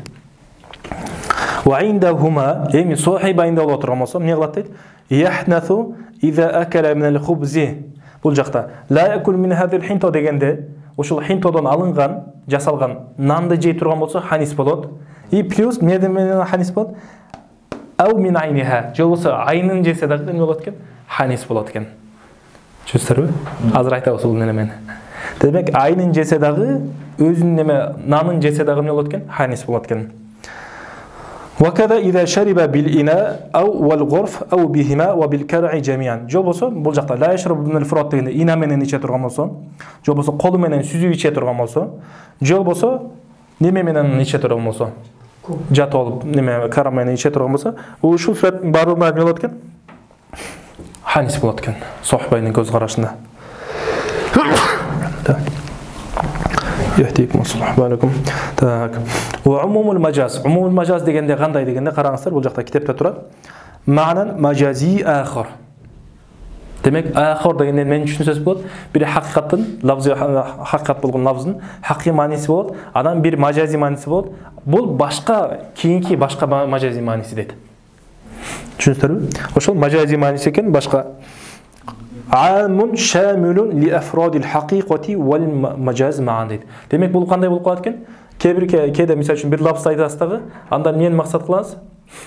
Бир жалпы бир маанини, хакыйкатты дагы, мажазды да камтыла турган маанини максат кыла турган болсоз, муну умумул мажаз деп коет экен. Ушул жерде, ушул темада биз көбүрөөк токтойбуз азыр. Ушул жерде жакшылап көңүл буруңуздар, анткени бул неме кыйыныраак маселе. Түшүнүңүздөрбү? Азыр айтабыз. Жол болсо башка немелерде китептерде киргенде бул тарифтин ордуна башка тарифти алганыбыз жакшы болот. Истиамалу лафзи фи ма'нан мажази. Демек не кылат экенбиз? Бир лафзы мажази маанисинде колдонот экенбиз. Кандай десе? Якунул ма'нал хакки фардан мин афрадихи дейт. Демек бул жакка доскага жазайын. Истиамалу лафз истиамал al-lafz fi معنى مجازي يكون المعنى الحقيقي өзү хакый маанисинде колдонуш керек, бирок мажази маанисинде колдонобуз. Бирок тиги неме менен буга чейинки биз биринчи жолу өтөт атабыз умумул мажаз дегенде. Буга чейинки мажаз дегенде кандай болгон? Мисалы үчүн асад дегендин хакый мааниси хайван муфтарис. Мажази мааниси кандай? Рожул шужа болуп атат. Рожул эгерде сиз асад деп айтып мажази маанисин максат кыла турган болсоңуз, теги хакый мааниси анын бир фарды боло албайт. Рожул шужанын бир фарды боло албайт. Түшүндүрбү? Рожул шужа дегенде максат кылса турган болсоңуз, анын ичине теги неме кирип кете албайт. Хайван муфтарис кире албайт. Түшүндүрбү? А бул кандай экен? Истиамалу лафзи фи ма'нан бир башка бир маанинде колдонот экенбиз, мажази маанисинде. Якуну ал-ма'на al-haqiqi, al-ma'na al-haqiqi fardan min afradihi. Ошол моңго айтат, түшүнүңүздөрбү? Ошол мажази маанисинин бир фарды болуп калат экен. Бир фарды болуп калат экен. Демек бул сүрөттөн эмне болуп калат экенбиз? Эгерде биз умумул мажазды максат кыла турган болсок, хакыйкатка кирип кетет, мажаз да кирип кетет да. Эгерде хакыйка мустамара боло турган болсо, жанагындай. Демек не болуп калат экен? Эгерде хинтон өзүн жей турган болсо, же мындан жасалган нерсени жей турган болсо, же болбосо мону фроттун өзүн барып оозу менен иче турган болсо, идиш менен же кол менен иче турган болсо, баардыгы кирип кетет. Бул жактан эмне болуп калат? Муттакы шурб максат кылынат. Түшүнүңүздөрбү? Демек бул жакта ошону караңыздар, бул жакта хакый мааниси кайсы? Билкара. Бул хакый мааниси. Ал-ма'на al-haqi не болот экен? Бул ушул болот экен. Биринчи деп коёк, хакый мааниси. Мажази мааниси кайсы? Бил-горф. Же болбосо бил-ина. Булар эмне болот экен? Булар эмне болуп калат экен? Мажази мааниси болуп калат экен. Буга эки деген немени коюп коюн. Эми бизде бул эмне болуп атат? Мисалы үчүн эгерде сиз мону ла яшрабу минал фрот дегенден мааниси эмне болуп калат? Хакый мааниси кара мааниси, оозу менен ичүү. Мажази мааниси кандай болуп атат? Кол менен же болбосо идиш менен ичүү. Эми биз экөөнүн ортосунда дагы бир маанини чыгарабыз. Кандай?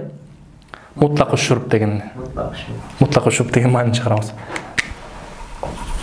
Majazi ma'ni da. Бул дагы мажази маани. Алки хакый мааниси болуш керек. Шурб билкара болуш керек да.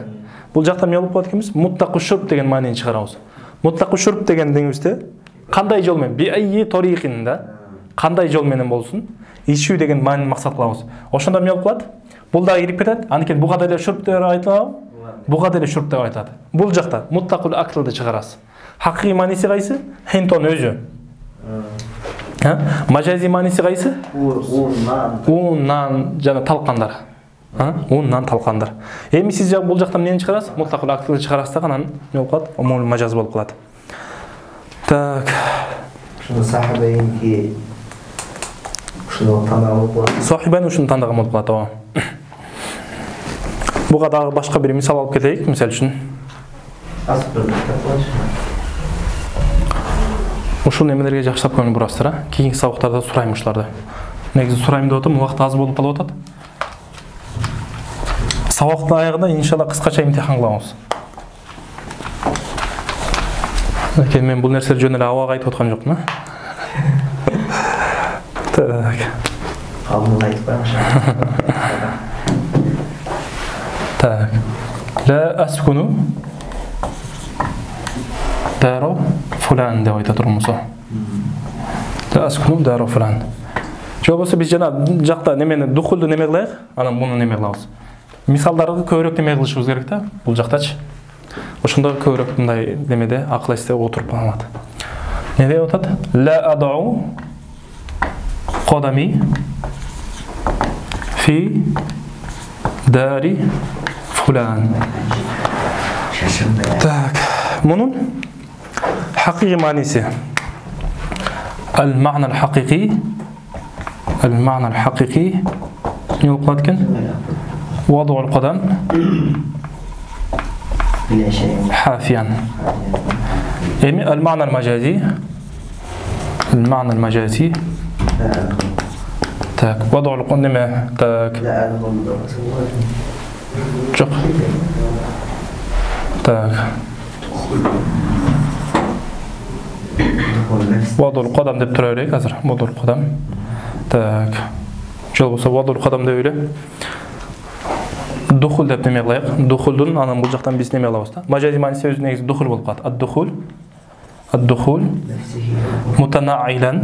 мутаннаилан бут кийим менен кире турган болсо. Жол болсо так ракибан жол болсо ау махмулан деп коёк. Мисалы үчүн муну бирөө көтөрүп кире турган болсо, өзү кирген жок. Бутун койгон жок такыр эле. Бул жакта ошо эмне болуп калат экен? Ушундай жол менен кире турган болсо, бут кийим менен кире турган болсо, жол болсо, же болсо бут кийимсиз эле. Түшүнүптүрбү? Бут кийимсиз эле. Мутанаил керек деле жок. Бут кийимсиз эле кире турган болсо, жол болсо, ракиб боло турган болсо, ракибан болуп кире турган болсо, жол болсо махмул болуп бирөө менен кире турган болсо, жол болсо таиран учуп кире турган болсо, кете берет. Булардын баары эмне болуп калат экен? Мажази мааниси болуп калат экен. Эми биз бул жактан эмнени чыгарабыз? Ортодон mutlaqud dukhul дегенди чыгарабыз. Mutlaqud dukhul. Демек mutlaqud dukhul дегенде биз жанагы неме мажаз немеге, умул мажазга эмне деп тариф бердик эле? Истиамал лафз fi ma'na al-majazi yakunu al-ma'na al-haqiqi fardan min afradihi wa kada al-ma'na al-majazi al-awwal yakunu fardan min afradihi. Түшүнүптүрбү? Демек бул жакта эмне болуп калат экен? Бул жакта бул дагы мажази маани, бул дагы мажази маани. Түшүнүптүрбү? Бул дагы мажаз, бул дагы мажаз. Эми умул мажаз дегенде кандай болот десе айтып атат. Mutlaqud dukhul деген нерсени алып келебиз да. Mutlaqud dukhul ичинде хакыйкый маанида кирип кетип атат и бул жакта мажази маанида кирип кетип атат.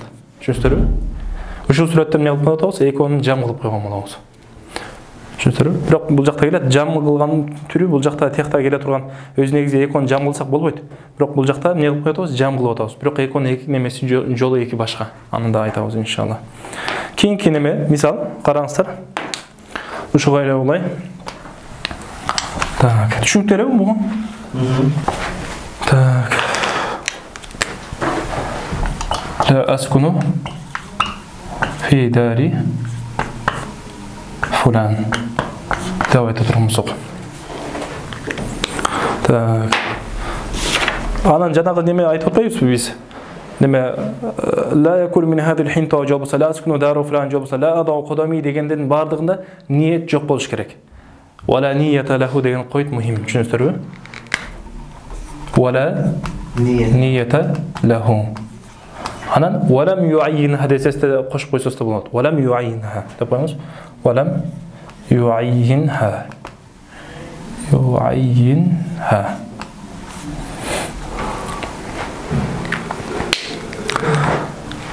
Өз негіз дар, өзі қайсығы маңне қолдануш керек бірінші? Мамлука қолданылады. Екінші дар бар, бұл не? Мустаажара. Ижара қалынған.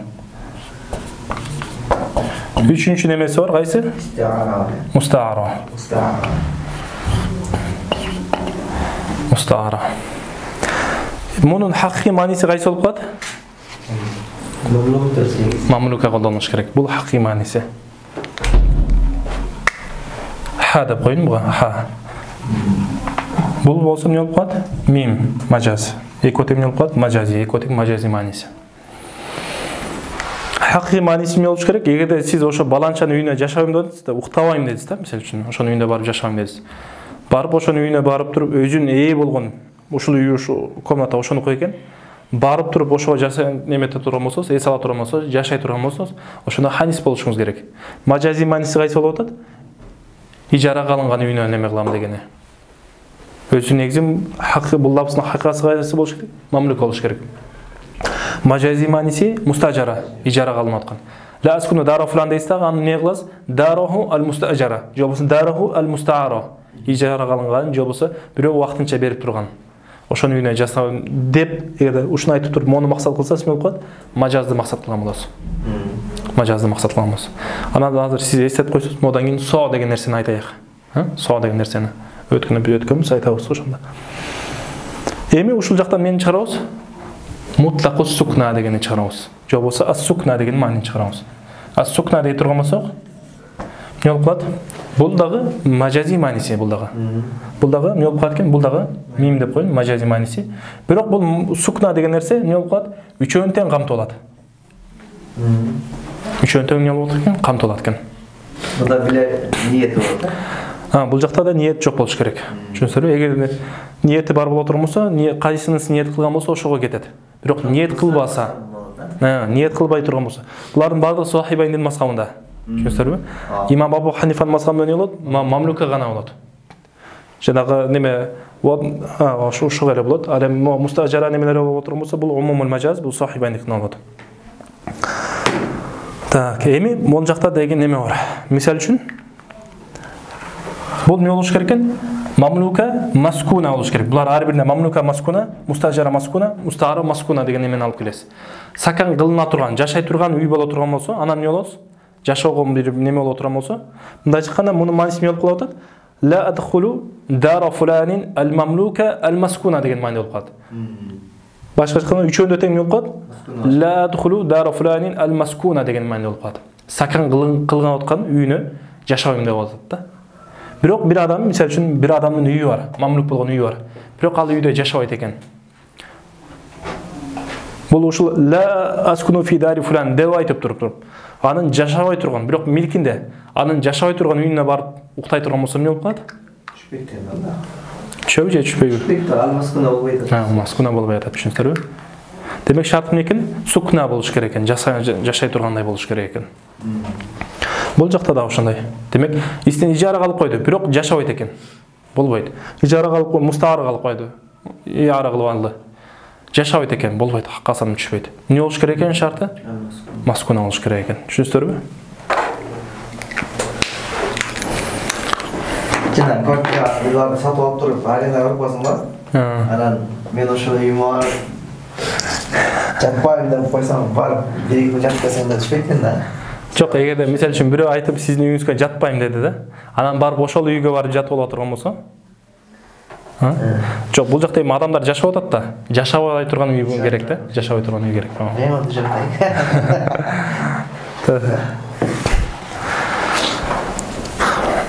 Бул жакта деле ошол үйдүн фулан өзү жашаш керек болуп калат да. Квартиранттар болсо деле неме өтүп калат. Касам бузулбайт. Түшүнүңүздөрбү? Өзү жок да. Өзү жашаган жок да.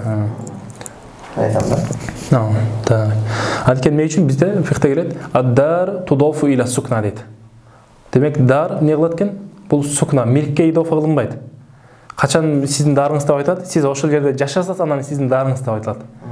Эгерде жашабасаңыз дар деп айтылбайт. Милк болсо деле дар деп айтылбайт, түшүнсүңөрбү? Ошондуктан немелер айтат да, мисалы үчүн бир адам бир квартиранын экен, бирөөсү кожоюн экен. Имамчылыкка ким чыгыш керек? Сохибул байт аула бил имама деп келет го фикте. Мен койри. Кимди чыгарат десе, ошол үйдө жашап аткан адамды чыгарабыз дейт да. Жаса сакинди чыгарабыз дейт. Имамчылык. Атканда мүлкүндө эмес да. Мүлкүндө эмес. Маликти чыгарбайбыз. Тиги неме имамчылыкка тиги укуктуураак дейт да. Акысы акылуураак дейт. Так. Демек умумул мажаз деген ошол болчу. Түшүнүңүздөрбү? Умумул мажаз деген ошол. Бизде буга чейин сиз эметпей калдыңыз, азыр эсиме келди, жанагы биз соо деп айтканбыз. Хакыйкаттагы аам болот, мажаздагы аам болот деп айтканбыз. Эсиңизде белеби? Хакыйкаттагы аам болот, мажаздагы. Хакыйкаттагы хос болбойт, аам болот. Мажаздагы хос болот, аам болот. Бирок ал жакта мисалы үчүн азыр бул ошону эме кылайык. Анткени бул бир аз мындай калып караганда умумул мажаз деген бар, кээ бирлери туура эмес түшүнүп алышы мүмкүн.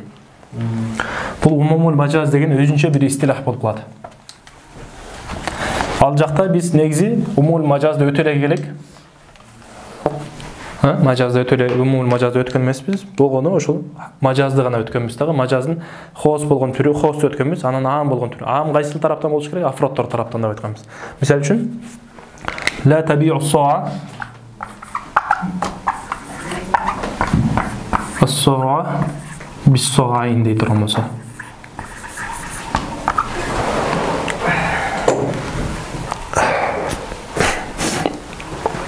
Бул жакта содан максат эмне деп айтканбыз? Ма яхуллу фихи. Демек, хакыйкый мааниси кайсы? Ошол идиштин өзүнүн сырткы маанисин алып кала турган болсо, бир идишти эки идишке сатпа деп атат. Биз айтып атабыз, бул жайыз эле деп атабыз. Бирок булдан эмне максат кылынат? Мажази мааниси. Ал кайсы? Ма яхуллу фихи. Ошол сонун ичине кирип өлчөнө турган нерселерди айтып атабыз да. Өлчөнө турган нерселер. Эми ма деп айттык бул жакта. Ма яхуллу фихи. И биз бул жакта башка маскаптагылардай жээле турган гана нерсеге чектеп койгон жокпуз. Жээлбей турган нерсе дагы эмне болуп кетет экен? Кирип кете берет экен соонун ичине. Аны неден алып атабыз? Со деген сөздөн алып атабыз. Бул жакта алифламдан алып атабыз деп айтканбыз. Алифлам бул жакта эмне болуп атат? Истигро кыя болуп атат. Демек, ошунун ичине кирген барлык нерсени эмне болуп калат? Ла табиу ма ядхулу фис-со бима ядхулу фис-соаин деген маани болуп калат да. Ла табиу кулла ма ядхулу фис-сои бима ядхулу фис-соаин. Демек, эки соонун ичине өлчөнө турган нерсе менен бир соонун ичине өлчөнө турган нерсенин ошентип сатпагыла дейт. Либбой нерсени деп атат да. Ком деле кирип калат да. Өлчөнө турган нерсенин баардыгы кирип кетет. Матом гана чектелбейбиз. Эгерде биз матом гана чектелип кое турган болсок, анда эмне болуп калган болот? Хос болуп калган болот. А биз бул жакта эмне деп атабыз? Либбой нерсе. Матом болсун, ва гойру матом болсун, демек эмне болот? Камтылат деп айттык. Биз бул жакта эмне болуп атабыз? Бул жакта мажаз болуп атат. Биринчиден ма яхуллу фи. Итлакул махал ва ирадатул хал болуп атат. Махал кайсы? Со болуп атат. Хал кайсы болуп атат? Ма яхуллу фи ичине кирип өлчөнө турган нерсе. Ал-муқаддарат болуп атат да. Ал-муқаддарат. Ал-муқаддарат. Өлчөнө турган нерселер. Демек, азыр караңыздар. Так. Бул эмне болуп калат экен? Бул маанан мажази. Маана мажази. Анан плюс эмне болуп атат? Плюс аам болуп атат. Аамды кайсыдан алып атат? Алифламдан алып атат. Демек, мажаз плюс эмне болуп атат? Аам болуп атат. Мисалы үчүн мындай да. Жаа ибни деп айта турган болсок, хакыйкый мааниси өзүң неме боло турган болсо, өзүң ибн сурби деп коет. Мажази мааниси кайсы болуп калат? Хафид болуп калат. Жол болсо, неме кыла турган болсок, жаа абнаи деп айта турган болсок, жаа абнаи дегенде хакыйкый мааниси кайсы? Өзүңдүн сурби боло турган болсо. Бул жакта эмне болот? Жаа ибни дегенде хакыйкый мааниси и плюс хос болот атат. Хакыйкый хоссо болот атат. Экинчиси жаа неме абнаи дегенде хакыйкый эмне болот атат? Аам болот атат. Анткени аулади сиягыл умумдан кайсы? Идофа кылына турган боло турган болуш керек. Түшүнүңүздөрбү? Караңыздар. Жаа ибни деп айтты. Бұл не болып қалады екен? Хақиқа хос болып қалады екен. Жаа аулади дегенде не болып қалады екен? Хақиқа амма болып қалады екен. Демек, аулаттар келе тұрған болса, хақиқа амма болып қалады. Еме бұл жақта жаа ибни деп тұрып, хафидті мақсат қыла тұрған болса, хафид. Хафиди дегенде мақсат қыла тұрған болса, не болып қалады? Мажаз қандай? Хос бұл? Мажаз хос болып атады. Екіншісі, жаа абнаи деп айтты. Абнаи деп айтты. Бұл жақта не болып атады? Ахфади дегенде мақсат қылып атады. Ахфад. Ахфади дегенде мақсат қылып атады. Бұл не болып атқан? Мажаз ам болып атқан. Мажаз қайсы тараптан болып атады? Ибнді айтып тұрып, абнаны айтып, ахфадты мақсат қылып атады. Умумдық қайсыдан болып атады? Мудоф илейх болып атады. Сиға жам болып атады, анан мудоф илейх болып атады. Түсінесіздер бе? Бірақ бұл жақта қарап көріңіздер. Бұл үшін айтайын деген, бұл мисалдардың бардығында. Хақиқатты да қамтып кетіп атау? Хақиқатты да қамтады. Жоқ, қамтыған жоқ. Андықтан бұл умумул мажаз емес, тияқтағыдай. Түсінесіздер бе? Бұл жақта не қылып атам? Мен не қылып атам? Абнаи дегені ахфадты мақсат қылып атам. Ахфадтың ішінде Ибн Сульби кіребі, келбейбі? Ахфад не болып қалмансы? Невере деген. Невере дегеннің ішіне кіребі, кірбейбі? Өзінің баласы. Кіребі? Кірбейді. Misal üçün jaa abi деп айтып тұрып, хақи апқа хақи болады. Jaa abi деп тұрып, жатты мақсат қылып тұрмыз, чоң ата. Бұл не болып қалады? Мажаз болып қалады. Бұл жақта да осындай болып қалады. Демек, осыны қараңыз. Jaa abnai дегенде бұл мажаз болып атады. Қайсыл тараптан? Анкен неверелерді мақсат қылып атады. Балдарым деп тұрып, андан мен мақсат қылып атады, неверелерді мақсат қылып атады. Мажазы қайсыл тараптан болып атады? Неме, умумдық қайсыл тараптан болып атады? Мудоф илейх болып атады да. Демек, анан сыйға жан болып атады. Түсінесіздер бе? Ошол тараптан ам болып атады. Бирок бұл сүрөттө ахфади менин неберелерим келди дегенди мақсат кыла турган болсо, мунун ичине хакый мааниси кирип кетеби? Жок. Кирбейт. Түсінесіздер бе? Демек, бұл дагы мажаз ам болып атады. Бирок мажаз ам менен бұл жакта умумун мажаздын экинин ортосунда фаркы бар. Түсінесіздер бе? Ошону эсиңизден чыгарбаңыздар. Түсінесіздер бе? Biz jana aytdık ko, umumul majaz degende qanday deb aytqanmiz? İstiamal lafzi fi ma'nan majazi yakunu al ma'na al haqiqi fardan min afradihi deb aytqanmiz. Demek majazdagi nemeni qamtib ketmekdi. Al jaqda qanday? Misal uchun la askunu daru fulan deb ayta turamiz, fi dari fulan deb aytqanda. Ne deb aytqanmiz? Javob bo'lsa la ashrabu min al furot degan alayıq. Furotdan içmeyim dedi. Haqiqiy ma'nosi qaysi? O'z menen iche turgan bo'lsa. Majaziy ma'nosi qaysi? Qo'l menen, jo'bisi cho'mich menen iche turgan bo'lsa. Biz bu yoqdan neni chiqarib o'tamiz? Mutlaq shurb deganni chiqarib o'tamiz. Demak, jo'bisi bu yoqdan nima duxul da ala turamiz. La adau qadami degan haqiqiy ma'nosi bunday bo'lib qo'yish kerak. Majaziy ma'nosi qaysi bo'lib qoladi? Kiru bo'lib qoladi da. Anan bu yoqdan nima qilamiz? Mutlaq duxul deb nima qilamiz? Majaziy ma'nosi ad-dukhul hafiyan mutanailan aw rakiban aw ta'iran. Biz bu yoqdan nima qilamiz? Неме маанисын мақсат қылып аламыз. Түсінесіздер бе? Бірақ бұл мисал біраз жарабай қалады екен. Жаңағы ла адау қадами деген жарабай қалады екен. Ошондықтан ла аскуну фи дари фулан дегенде қарап тұрыңыздар. Ла аскуну фи дари фулан дегенде не болып атады? Хаққи мааниси мамлук болуш керек. Мамлук болуш керек. Мажази мааниси мустаар болуш керек, же болбосо мустажар болуш керек да. Бұл сүрөттө биз эмне кылып атабыз? Мажази мааниси мустаар неме болуш керек. Биз бул жактан сукна деген, маскуна деген маанини чыгарып атабыз. Маскуна деген нерсе эгерде мында бар боло турган болсо, мында бар боло турган болсо, мында бар боло турган болсо, үчөөндөн камтылат деп айттык. Демек, ошол сүрөттө эмне болуп калат? Мамлукадагы маскунанын бир фарды болуп калып атабы? Тиякта мустажара менен мустаарадагы мамлук неме маскунанын бир фарды болуп калып атабы? Болду. Демек, ал жакта эмне болуп калып атат? Хакыйкыйдагы мажази маанисидагы экөө тең кирип кетип атат ал нерсенин ичине. Бирок бул жакта кирбейт. Түшүнүңүздөрбү? Ушул нерсени эсиңизден чыгарбаңыздар. Түшүнүктүбү? Демек, бизде бул жакта деле умумул мажаз бар. Бирок бул умумул мажаз менен тиги умумул мажаздын экөөнүн фаркы бар. Түшүнүңүздөрбү? Бул умумул мажаз менен тиги умумул мажаздын фаркы бар. Тиги истилах өзүнчө башка бир истилах болуп атат. Умумул мажаз деген ат менен белгилүү. Ошого бир умумул мажаз деген ошол мааниге бир алам болуп калды, истилах болуп калды. Бул болсо мунун мааниси мажаз аам деп неме кыласыз да. Мажаз аам тиги болсо умумул мажаз. Кээ бир шейхтер ошону неме китеп жазып атканда тетирип тура эмес неме кылып коюшкан, андай эмес, түшүнүсүзбү? Биз бул жакта эмне кылып атабыз? Мисалы үчүн со дегенде эмне кылып атабыз? Бул жакта мажаз аам болуп атат. Эгерде биз бул жакта умумий мажазды максат кыла турган болсок, анда со дагы кирип кетиш керек эле. Бирок со кирбейт бул жакта. Түшүнүсүзбү? Караңыздар кайра. Демек бул жакта мажази мааниси эмне болуп атат? Итлакул махал ва ирататул хал болуп атат. Мажаз ушул тараптан. Умумдук кайсы тараптан болуп атат? Алиф ламды алган болуп атабыз. Биз буну умумул мажаз деп айта албайбыз. Эмне үчүн? Эгерде биз умумул мажаз деп айта турган болсок, анда со да кирип кетиш керек эле да, хакый мааниси. Бирок бул жакта со мааниси максат эмес, мурат кылмайт, кирбейт. Түшүнүсүзбү?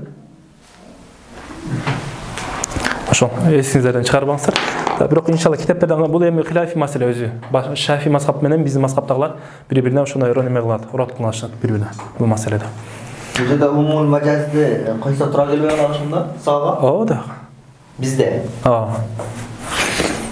Түшүнүсүзбү? Башкаларына имамдердинде жок, алар биз мисалы үчүн бизде умумул муштарак жок деп айтабыз го. Алар болсо умумул муштарак бар деп айтат. Биз болсо умумул мажаз бар деп айтабыз. Аларда мисалы үчүн кээ биркилеринде жок деп айтат. Алар умумул мажаз деген өзү негизи биздин алымдарыбыздан умумул мажаз деген сөз келген эмес деп айтышат. Кечээ ошол бир Шафи мазхабта Курдистандык бир шейх менен бир жазыштым да. Силерде барбы ушул неме умумул мажаз деген нерсе десем. Биздин неме Шейх Аттор деген чоң алым бар, ошондон сөзүн алып келип неметип берди. Бизде мындай немелерди, алымдарыбыз мындай сөз айткан эмес деп атат да. Умумул мажаз жок аларда. Эми жок деп айтпаган болсо, балким башка ат менен белгилүү болушу мүмкүн. Айта албайбыз. Анын үчүн аларды окуп көрүш керек да китептерин. Түшүнүсүзбү? Бирок ал-мажазул ам менен умумул мажаздын фаркы бар бекен? Ал-мажазул амда хакыйкат анын бир фарды болбойт. Мисалы үчүн жаа абнаи деп туруп ахфатты максат кыла турган болсоз, абна сулбийин кирбейт. Түшүнүсүзбү? Ал эми тиякта боло турган болсо, жана умумул мажаздар эмне болуп атат? Кирип кетип атат, анын бир фарды болуп кетип атат. Мисалы үчүн кандай? Жанагы ла яшрабу минал фурот деп айтып. Хакый мааниси кара болуп атат, ооз менен ичүү. Мажази мааниси кол менен, же болбосо неме менен ичиш керек болуп атат, илиш менен. Сохибанда умумул мажазга амалалат. Кандай кылат? Мутлаку шурб. Кандай жол менен болсун? Би ай торикин кана яхнас деп атат. Түшүнүсүзбү? Ошондуктан бул жакта негизи неме ла адау кодами деген ордуна ла адхулу дара фуланин дегенди алып келсек жакшыраак болот. Ла адхулу дара фуланин деп туруп айтып туруп, анын хакый мааниси кайсы болот? Ад-духул хафиян болот. Анын мажази мааниси кайсы болуп калат? Негизи. Ад-духул мажази мааниси кайсы болуп калат? Негизи кирбейт. Жок. Азыр сиздер ла адау кодами деген ал башка, анан кээ бир немелерде немени колдонот. Ла адхулу дара фуланин деп айтат. Караңыздар.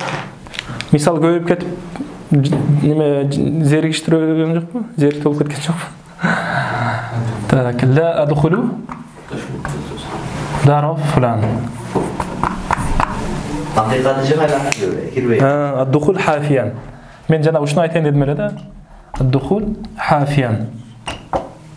Ад-духул хафиян. Мажази мааниси ал-мана ал-хакыйкий деп коёк. Мосурлуктар айткан ал-аии деп. Хыны башкача айтышат. Так. Ад-духул ракибан. Так, мутанаилан. Махмулан. Таирон. Кет öğretiş ol. Bunların bardığın ne oldu ken? Mana macazi bolot. Tak, al-macazi. Al-haqiqi. Demek haqiqi manisi qaysi bolot atat? Ad-dukhul hafiyan bolot atat. Demek İmam Abu Hanifa'nın mazhabında egerde biri жылаңайлак кире турган болсо ошондо ханис болот. Сохиба инде боло турган мажази манisi qaysi болот атат? Ат менен кире турган болсо, же машина менен, же болсо бут менен кире турган болсо, же болсо бирөө муну көтөрүп кире турган болсо, жана эме менен. Же болсо учуп кире турган болсо, булардын бардыгы мажази маниси болот атат. Ушундай болсо дагы бузулат алардын көз карашында. Азыр кое туруңуз. Демек бул мажази маниси. Эми мындан дагы башка бир мажази мани чыгарабыз. Ал кайсы? Мутлакуд духул. Би ай торикин кана да? Мутлакуд духул. Түшүнүңүздөрбү? Мунун сахабейнер ушуну чыгарып туруп анан болуп калса. Демек муттакуд духул деген нерсе. Бул духул мында барбы? Бар. Моларда барбы? Бардыгында бар болуп атат да. Түшүнүңүздөрбү? Демек ошондой болуп калды. Хакыйкат мунун бул мажазима. Бул өзү хакый маани эмес. Хакый мааниси духул неме хафия болуш керек. Мында бир башка бир мажази маанини чыгарабыз дагы эмне болуп калат? Мутакул духул неметип калабыз да. Түшүнүңүздөрбү? Эки тең камтылат. Бирок суроо дагы неме калып калат. Кайсы учурда биз неме кылабыз? Умумул мажазды кылабыз, же болбосо кайсы учурда могу гана мажазды неме кылабыз? Аны изилдеп көрүш керек. Буга чейинки шейхтердин немелерин уккан эмесмин бул немени. Кээ-бир китептерде кечеүрүн бир сыра караганга аракет кылдым, бирок жооп таппадым да. Карап көрүш керек. Умумул мажазды ихтияр кылуунун себептери кайсы? Тигинин себептери кайсы? Бирок мага мындай неме болуп атат, бул ката болуп калышы деле мүмкүн. Бир оюма келип атат. Бул только Сохибайнын мазгабында Айман бабында гана ошол немеге амал кылат да. Айман бабында, касам бабында. Анткени касамдын өзү негизи интина болуш керек да, ихтиятты талап кылат да. Демек кандай жолу болбосун, эмне кылыш керек? Ошондон умумул мажазга киргизип, ошону кыла турган болсо, ханис болуп калат деп айтат да. Тыйын аракетинде экен да. Тыйын аракетинде болуп калат. Ал эми мисалы үчүн жана ла табиу соа дей турган болсок, ал жакта умумул мажазды неме кылган жокпуз да. Туурабы? Жа абнаи деп туруп ахватты неме кылсак, ал жакта неме кылган жокпуз. Түшүнүңүздөрбү? Умумул мажазда. Кеттик да.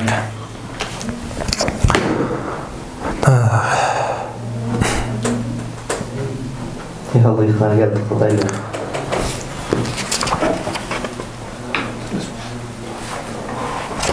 Бул өзү негизи тема бир аз немерээк болчу. Айтылчу сөздөр өтө көп болчу да. Кыскартып отуруп, анан кээ бирктерин мисал менен неме кылып атабыз. Так, والعمل بعموم المجاز أولى عند أبي يوسف ومحمد رحمهم الله تعالى. Эми бул хилаф каяктан келип чыккан дегенде, бул хилаф, мисалы үчүн бул умумул мажазга амал кылыш керек, же болбосо хакыйкый мустамарага амал кылыш керек деп айтып атпайбы имам Абу Ханифанын мазхабында. Демек бул каяктан келип чыгып атат бул талаш тартыш десе, бул жакта астына келет аль-мажаз халафун анил хакыйкати фи хаккил лафз, анан ва халафун анил хакыйкати фи хаккил хукми деп келет. Астына келген ибара 3-чү деп турат го. Ошол маселеден келип чыгат да. Бисмиллахир-рахманир-рахим. Al-majaz khalafun anil haqiqati fi haqqin lafzi. Biz aytkanбыз жанагы умумул мажазга амал кылыш керекпи, же болбосо хакыйка мустамалага амал кылыш керекпи деген. Бул каяктан келип чыккан? Ушул азыркы могу немеден келип чыккан. Бул жакта да талаш тартыш бар, ушул талаш тартыштан тиги талаш тартыш келип чыккан да. Не деп айтып атат? Демек имам Абу Ханифанын мазхабында al-majaz хакыйкаттан халаф болот. Экөөндө тең халаф болот. Тигилерде деле халаф болот. Сохибайнда деле мажаз хакыйкаттан эмне экен? Хакыйкаттын орун басар болот экен. Бирок эмнеде орун басар болот десе айтып атат, фи хаккил лафзи дейт. Демек лафздын хакысында гана, лафзда гана хак неме болуп берет дейт, орун басар. Караңыздар астында. Так, ай фи хаккит такаллуми факат дейт. Такаллумда гана. Демек такаллумда айтат, бир нерсени айтса, мисалы үчүн жаа валади деп айтып туруп, жаа валади деп айта турган болсоз, бул жактан өзү валаттын өзүнүн хакыйкый мааниси жок болсо деле, чыныгы валады жок болсо деле, эмне болушу мүмкүн? Мисалы үчүн мажази мааниси ирода кылса боло берет деп айтат да. Караңыздар. Фи хаккил лафзи ай фи хакки такаллуми факат. Яни ла будда ли сиххатил мажаз, мажазга өтүш үчүн ли сиххатил мажаз ва ли сайрурати илал мажаз. Жобосо валил масир илал мажаз. Мажазга өтүш үчүн, мажаздын ошол өткөн мажаздын дурус болуш үчүн эмне болуш керек экен? Мин истиқомати ал-ма'на al-asli. Мин истиқомати ал-asl. Мин истиқомати al-aslдан максат эмне болуп атат? Хакыйкатты айтып атат. Хакыйкат сахih болуш керек дейт. Мин хайсул арабиyyatu фақат. Түшүнсөңөрбү? Араб тилин жагынан алып карай турган болсоз, мисалы үчүн фейл файл болуш керек. Хада ибни деп келет, биякта мисал мубтада хабар болуш керек. Ошондой сыяктуу мубтада хабар мындайча айтканда жумла таамма боло турган болсо, ошол гана жетиштүү болот. Мажазга өтүш үчүн ошол гана жетиштүү болот. وإن لم يستقيم المعنى الحقيقي. حقيقي معنى дурус болбосо деле эмне болот экен? Хакыйкый мааниси өзү тасаввур кылынбайт. Мисалы үчүн бул жакта келет, өзү бир неме кожоюн өзүнүн кулуна айтат да. Кулунун жашы кожоюндан караганда жашы улуу да. Хада ибни деп айтат. Бул менин балам деп айтат. Бирок хада ибни деген мунун хакыйкат мааниси кайсы? Насап. Насап буга неме кылмайт, сабит кылмайт. Анткени өзү эмне болуп атат? Өзү андан чоң болуп атат да кулу. Бирок ушул жактан имам Абу Ханифанын мазхабында көз карашынан эмне кылабыз? Мажазды максат кылабыз. Ал кайсы? Ятык. Аны азат кылабыз деп неме кылабыз. Эмне үчүн десе, анткени бул араб тили жагынан хада ибни деген сахih болуп атабы? sahih bolуп атат дейт. Демек болду, sahih болсо, дурус болсо болорсун, бирок мааниси дурус болбосо мейли, бирок лафзы дурус болсо эле болду, мажазга өткөнгө ушул неме болуп берет дейт да, шарт болуп берет дейт. Так. Файсору илал ма'на al-majazi. Анан ошондон кийин болот, хакый мааниси дурус болбосо деле, лафз тараптан дурус боло турган болсо, лафзы дурус болсо, анда ушул мажази мааниге өтүп кетебиз дейт. Так. Анан башка китептерде "Сумма ясбутул хукму фил majaz", ошол мажазда өкүм сабит болот, "Бинаан ала сиххати такаллуми ибтидаан". Ошол немеге такаллумдун сахih болгон тарабына эле курулат, "Ла халафан ан хукмул хакыйка". Хаккаттын өкүмү мааниси тарабынан дурус болобу, жок, ага каралбайт дейт. Лафз тарабынан гана неме болот, каралат дейт. Так. Ва индахума, демек сахибайнын мазгабында боло турмусо, "Ал-majaz халафун анил хакыйка". Неде? في حكمي في حق الحكم جوابس في حق المعنى جنترو ما ошол حقي мани дурусбу дурус эмеспи дурус болсо анан кийин өтөбүз да түшүнүсүзбү а дурус болбойсо өтпөйбүз анда мажаз мааниси максат кылынбайт жанагы эле кул маселеси бурда деле кулдун эле маселеси түшүнүңүздөрбү кул маселеси эмне болуп атат мааниси тарабынан дурус болбой атат да дурус болбогондон кийин аларда амал кылынбайт уже болду мажази маанисине өтө албайбыз бул калам малгый болуп калат في حق الحكم قرаңыздар في حق الحكم أي في حق الحكم أيضا деп атат. أيضا деген сөз бизде ишаратка келет. Кандай эле? يشترط لصحة المجاز استقامة الأصل من حيث العربية ومن حيث المعنى أيضا. Түшүнүңүздөрбү? Демек, лафздагы дурус болуш керек, и плюс эмне экен? Маанидагы дурус болуш керек. Негизи أيضا деген ошого ишарат берип кетет. Кээ бир китептерде في حق الحكم деп эле айтып коет. Бирок аны биз менен кошуп кетишибиз керек. Лафз тарабынан да дурус болуш керек, и маани тарабынан дагы эмне экен? Дурус болуш керек деп айтабыз. Түшүнүңүздөрбү? Так. Демек ошондуктан эмне болуш керек экен? Мажазга өтүш үчүн хакый маани мүмкүн болуш керек. Хакый маани мүмкүн боло турган болсо, тасаввур кылына тургандай боло турган болсо, ошондо гана мажазга өтө алабыз. Ага чейин өтө албайбыз дейт. Түшүнүңүздөрбү? Ошондон жанагы немеде айтат, так. Эгерде биз бул жакта неме кыла турган болсок, маани тарапта этибар кыла турган болсок, анда биз мажазга эки тараптан таржих берген болобуз дейт. Эмне тараптан? Лафз тараптан дагы и маани тараптан дагы берген болобуз дейт. Имам Абу Ханифанын лафз тараптан деп эле айтты го. Лафз дагы бар и плюс маани тарабы дагы бар дейт да. Түшүнүңүздөрбү? Ва фил ма'на ружхану лил majaz. Эгерде биз маанини дагы эсепке ала турган болсок, анда биз мажазга таржих берген болобуз. Эмне үчүн десе, лиянаху яшмал хакыйката вал majaz. Анткени бул суретте хакыйкатта да камтылат, Имам Абу Ханифанын көз карашында. И мажазды да камтылат дейт. Түшүнүңүздөрбү? Хакыйкаттын өкүмү кайсы? Лафз тараптан. И мажаздын өкүмү кайсы? Маана тараптан. Ошол тараптан да камтылат. Мына ошондуктан бул аулараак болот деп айтат башка китептерде. Так, мисалуху, так, караңыздар, так. فلو كانت الحقيقة ممكنة في نفسها. حقيقة өзү мүмкүн экен. Мүмкүн экен. إلا أنه امتنع العمل بها. Хакыйкатка амал кылыштык, мүмкүн болбой калды. Лиманиан бир себеп келип тыйып койду. Мисалы үчүн каринага келип калды да, мисалы үчүн карина келип калды. Андай болсо эмне болуп калат экен? Өзү хакыйкат мүмкүн. Бирок биз ошол хакыйкатка амал кылбай калдык бир себептен. Анда эмне болуп калат экенбиз? Мажазга өтөт экенбиз. Wa illa деген неден неме болуп атат? Истисна болуп атат. Wa illam takun al-haqiqatu mumkinatan fi nafsiha. Эгерде хакыйкат өзүнүн немесинде мүмкүн эмес боло турган болсо, эмне болуп калат экен? Сawral kalam lagwan indahuma. Сахибайнын мазгабында калам эмне болуп калат экен? Лагу болуп калат экен. Пайдасы эле жөн эле бир келжирек бир сөз болуп калат экен. Wa indahu يصار إلى المجاز وإن لم تكن الحقيقة ممكنة في نفسها. Демек мажазга өтөлөбүз. Хакыйкат мүмкүн болбосо деле маани тарабынан. Түшүнүңүздөрбү? Демек, Имам Абу Ханифанын мазгабында халафият болуш үчүн мажаз, хакыйкаттан халафият болуш үчүн эмне керек экен? Сиххатул лафз керек экен. Тигиде боло турган болсо, сиххатул калам керек экен. Тигилерде боло турган болсо, сиххатул маана керек экен. Түшүнүңүздөрбү? Мисалуху, إذا قال المولى لعبده وهو أكبر سنا منه дейт. Так. Караңыздар, муну жазайык эми иншалла. Так.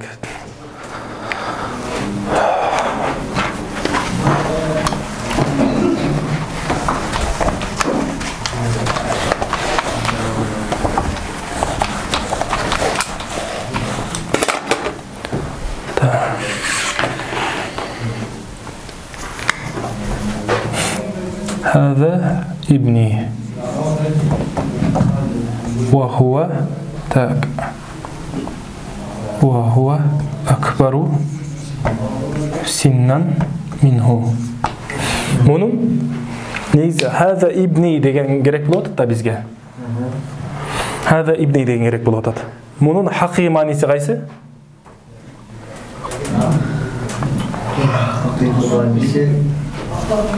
ثبوت النسب.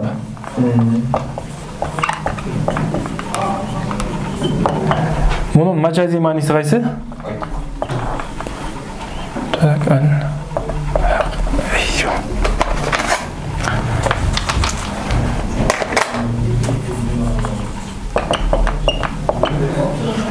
المجازي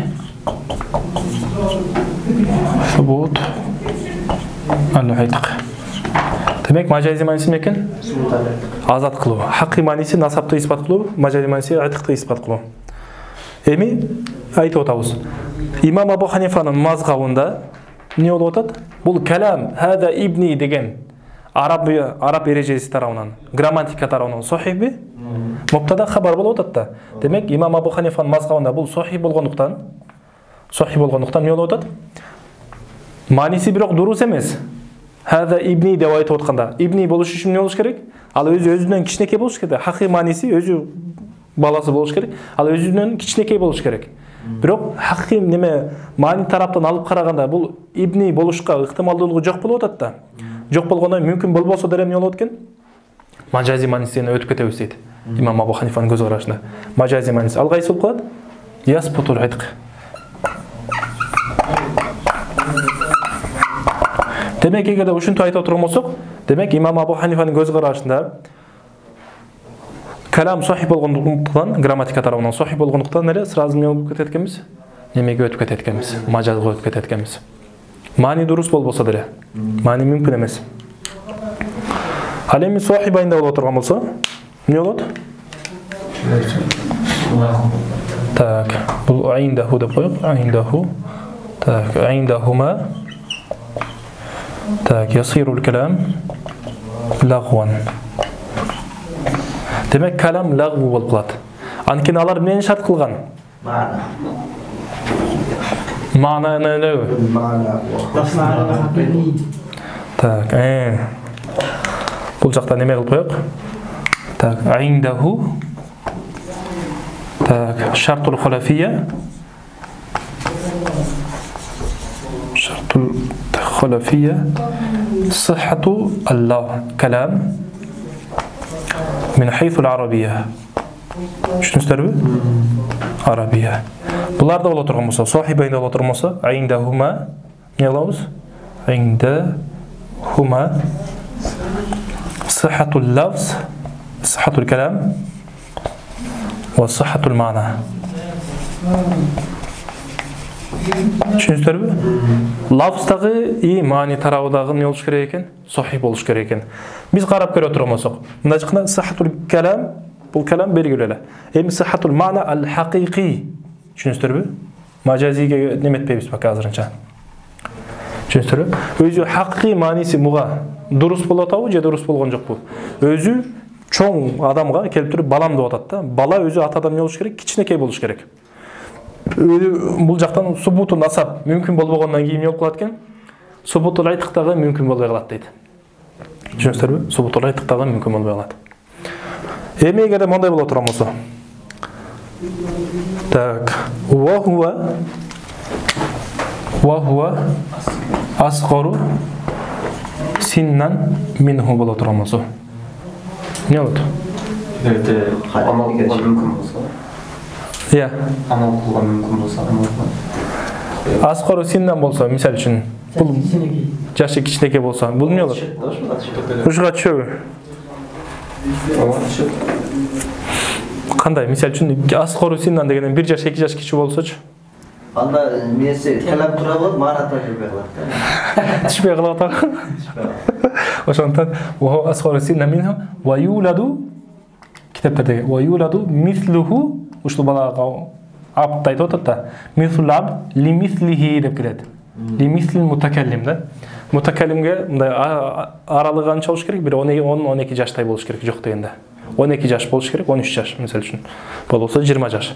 Ошондой аралыкта болуш керек. Эгер аскор болсо эле боло бербейт. Чыктыбы? Болду ушул. Ушунда эмне болот? Кайсыла? Эгерде мондай боло турган болсо, тиги неме сохибайында дагы, немеде дагы имамдын көз карашында дагы эмне болот? Азат болуп кетет. Сохибайында боло турган болсо маниге каралбайт ага. Неге каралат? Лафз тарабынан сохиб болуп турат. Хада ибни деген. Тигиде боло турган болсо лафзга и плюс андан дагы мухим болгон нерсеси эмне болуп атат? Маниге. Мани тарабынан эмне болуп атат? Дурус болуп атат да. Өзүнүн баласына төрөлө тургандай хакый манисиге болгонго ыктымалдуулугу бар да. Мүмкүн болуп атат да хакый тараптан. Демек анда эмне болуп калат экен? Жок, азыр ибн Акбар синда дегенде сурадым. Мен Аскорду сурап атасызбы, же Акбарды сурап атасызбы? Аскорду айтып атам.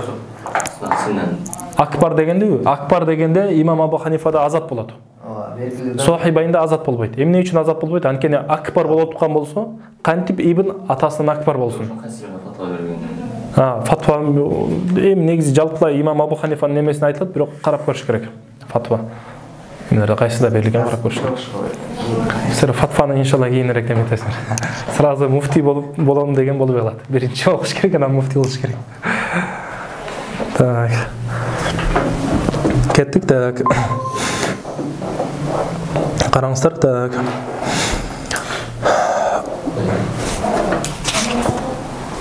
Азыр мияка чейин окуюктан ушул жерден бир неме кылайга. لا يراد المعنى الحقيقي والمجازي معا من لفظ واحد في حالة واحدة. Жобосо في وقت واحد. Мисалы үчүн эмне кылып атат? Хакый мани менен мажази мани эко бир учурда бир лафздан ирада кылынбайт дейт. Бир учурда, бир убакта бир лафздан ирада кыла албайсыз дейт. Кандай? Ла тактул асадан деп айтып туруп, сиз мени максат кыласыз? Кишини дагы, шужаны дагы и асад хайван муфтаристи дагы максат кыла турган болсо, бул болбой калат. Сиз бул сүрөттө экөөнү тең ирада кылган болосуз. Түшүнүңүздөрбү? Экөө тең түпкүлүгүндө асолатын экөө тең эмне кылган болосуз? Асолатын эми биздин сөзүбүз ушунчалык неме экен? Сөз байлыгыбыз биздики өтө эле таар экен да. Араб тилинде ушунчалык сөздөр бар, кээде ал нерсени кыргызчага жеткирип бере албайсың да. Асолатын аввалан ва бизат деген эмелер бар, аларда неме болуш. Ошон үчүн мындай асолatan деп кете берейин. Асолatan. Негизден десең бир көп окшошпой калат да. Аслынан да баксак болбойбу. Мына жакта бул жакта асолatan дегенде экөөнү тең өз-өзүнчө ирада кыласыз. Экөө тең мурат болуш керек да. Ошондой болгон болсо болбой калат. Жам кыла албайсыз. Түшүнүңүздөрбү? Ла тактул асадан деп туруп, сиз бир учурда эле экөөнү тең ирада кыла турган болсоңуз, экөө тең бир учурда эмне кылып атат? Мурат кылым кылып атат. Сиз экөөнү тең бир учурда максат кылым кылып атасыз да. Бир учурда максат кылым кылып атат, ошондуктан болбойт дейт. Түшүнүңүздөрбү? А бирок кантип жам кылсаңыз болот? Ошол асатты айтып туруп, азыркы учурда бир мааниде колдонуп, хакый маанисинде. Ким бир аздан кийин башка мааниде колдонсоңуз болот. Фи халатайни мухталифатайни. Бирок бир учурда фи халатин вахидатин ирада кыла албайсыз. Түшүнүңүздөрбү? Ошондуктан фи халатин вахидатин деген койд мухим. Эгерде фи халат жөн фи халатин вахида жок боло турган болсо, анда ирада кылсаңыз боло берет. Кайсы учурда фи халатайни мухталифатайни. Түшүндүңүзбү? Так, каулихи таала, аула масфум ниса дейт. Эми бул жакта дагы бир маселе бар. Эмне үчүн биз неме ирада кыла албайбыз десе? Анткени алымдар айтат, кама ястахилу ас-саубул вахид ала лабис. Кийип аткан, мисалы үчүн мен бул кийимди кийип отурам да. Ошол кийимим бир учурда эле мага ария болушу, бир учурда эле менин милким болушту, бул мүмкүн эмес дейт. Түшүнүңүздөрбү? Бир учурда ушул напсыл убакта бул менин милким экен дагы, ушул учурда эле мен бирөөдөн ария алган экенмин. Бул мүмкүн эмес да. Бир учурда менин милким, бир учурда башка бирөөнүн милки болуп турат да. Болбой калат дейт. Кама ястахилу ас-саубу ан якуна ас-саубул вахиду ала лабис ариятан ва милкан. Түшүнүңүздөрбү? Милк тараптан, арият тараптан болуштугу мүмкүн эмес. Эмне үчүн десе, анткени аламдар айтат, фал алфаз лил маани. Ошол лафздар маанилер үчүн лафздар эмне үчүн? Не дейт? Каффия лил лабис дейт. Кандай? Ошол жанагы лил ашхос. Каффия лил ашхос. Жанагы адамдардын кийими сыяктуу дейт да. Адамдарга кийим кандай болсо, мааниге лафздагы ошондой кийим сыяктуу болот дейт. Түшүнүңүздөрбү? Демек, кийим бир эле нерсени камтып алат дейт да. Түшүндүңбү? Бир учурда эле ал милк болушу, бир учурда эле неме болушу, арият болуштугу, милк эмес болуштугу мүмкүн эмес дейт. Ка каулихи таала ау ламастумун ниса. Демек не деп атат? Ламастумун ниса деген аятта келип атат. Ламма урида минал муламасати. Бул ижма, бил ижма дегенде, бил ижма байнана, байнал ханафияти ва шафиия. Шафи мазхабтагылар менен, шафилер менен биздин мазхабтын ортосунда ижма муштарак бар. Кандай? Муламаса, ламастум деген сөздөн не максат кылынат экен? Ал-ма'нал мажази. Мажази мааниси максат кылынат экен. Кайсы? Ва хуал жимау дейт. Демек, эгерде сиз ушул лабздан, ламастум деген лабздан жиманы максат кыла турган болсоңуз, сакото ирадату ал-ма'нал хакыйки. Хакыйкый маанисин ирада кыла албайсыз дейт. Мүмкүн болбой калат. Ал кайсы? Хакыйкый мааниси ва хуал массу бил яд. Яд менен мас кылыштык. Демек, бул кол менен бир нерсени кармаштык, кол менен бирөөгө тийиштик, не экен? Хакыйкый мааниси болуп калат экен. Түшүнүңүздөрбү? Хакыйкый мааниси болуп калат экен. Так. Демек, ошондой боло турган болсо, аслында турат фалмассу бил яд ла якуну нақидун лил вуду индана. Биздин мазхабта кол менен кармаштык, бул даратты бузбайт. Жима кылыштык, ушул даратты бузат дагы гусулду эмне кылат? Важип кылат. Түшүнүңүздөрбү? Демек, бул сүрөттө эмне болуп атат? Демек, биз ламастумдан жиманы максат кылгандан кийин, мажази мааниси максат кылгандан кийин, хакыйкый маанисин максат кыла албай калдык. Түшүнүңүздөрбү? Хакыйкый максат кылган. Ла табиу суа бис суаин дегенде болуп калат. Түшүнүңүздөрбү? Шафилерде боло турган болсо, экөөнүн ортосун жам кылат. Не кылат? Бул жакта жима мааниси дагы максат кылынат, жима кылса да дараты бузулат, мас кылса дагы дараты бузулат. Түшүнүңүздөрбү? Мас кылганда эми өзүнүн шарттары бар. Так. Кийинки тема бул бир аз узарып кетет. Ошого азыр ал нерсе сүйлөй турган нерсе көп болуп калат. Мен да өзүм чарчап калдым. Иншалла ушу менен токтоп турайык. Бүгүн өзү канча бет окудук, аз эле окудук окшойт, Бир бет, 2 бет, 3 бет окуп турук. Бирок айтыла турган сөз көп болду. Iya. Ооруп кетти. Доскада сөз көбөйүп кетти. Ойлодум эле, мен жок дегенде неме жакка чейин. Баяну хуруфил маани 25 чейин окуп коет болушубуз керек дедим эле, бирок жете албай калганбыз. 2 бетте жетпей калды да, мерештик албайт. Мажаз менен хакыйкын жоготуп кеткен да. Биздин китепте ошондой деп келет. Биздин китептеги алдымдар ошентип айтып келет. Бирок биз негизи бул эми бул алардын өзүнүн китептерин окуп көрүш керек. Алар эмне деп айтат? Аларда балким коулу дуайф болушу мүмкүн. Коулу дуайфте имам биле белгилүү да, имам Шафинин 2 мазхабы болгон. Имам Шафинин кодим болгон мазхабы болгон, Иракта жазган. Кийин барып Египетте неме кылган жаңы мазхаб, 2 мазхабтын ээси болгон да бул. Кийин кайра ошол эски мазхабтагы бир нече немелерден кайткан да, ошондуктан жаңы мазхабты түзгөн кайра, негиздеген. Кээде мисалы үчүн биздикилер эски мазхабтага таяна алат дагы ошондой неме кылып коет да. Ошондуктан илимий аманат болуш үчүн барып биз өзү алардын китептерин окушубуз керек. Тахкык кайсы? Ошону окуп неме кылыш керек. Мисалы биздин китепте алдымдар ошентип айтып коет, биз ошентип айтып кете беребиз, эми маселени неме кылыш үчүн, шартташ үчүн, салыштырыш үчүн неме кылып айтып кете беребиз. Бирок бул дегени сөз түрдө ушуна биздин китепте кандай келсе, тилердин китебинде ошондой болот деген нерсе болбойт да. Кээде андай да боло калышы мүмкүн. Кызга несин колун тийип кетсе дарат сынат го деген. Дарат сынат. Ошону эске алабы деген. Бирок ошол кандай тараптан алынат экен, жамын кылабы, кылбайбы, ал Аллаху алам карап көрүш керек. Бирок биздин китептерде ошентип келет. Жамын кылбаса деле бирок захири эмесинен мажаз хакыйкысын алып аткан болот да алар. Биздин мындай сырттан караганда.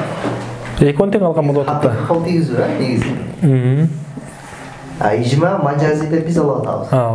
Алар мажазин албаса деле дарат келгенде ошондо сыртына алган болот да. Ошондой. Хакыйкысына. Бул өзү негизи жанагы умум муштарактан да келип чыгат да буларда. Бизде умум муштарак жок деп айтабыз, буларда бар деп айтат. Анан хилаф бул жакта өтө узун. Демек бере коелу иншаллах. Аллаху алам бис-саваб ва илейхи маржи'ул ма'аб. Ва саллаллаху аля саййидина ва маулана Мухаммадин ва аля алихи ва сахбихи ажмаин. Ва ахири дa'wana анил хамдулиллахи rabbil alamin. Ассаламу алейкум ва рахматуллахи ва баракатух.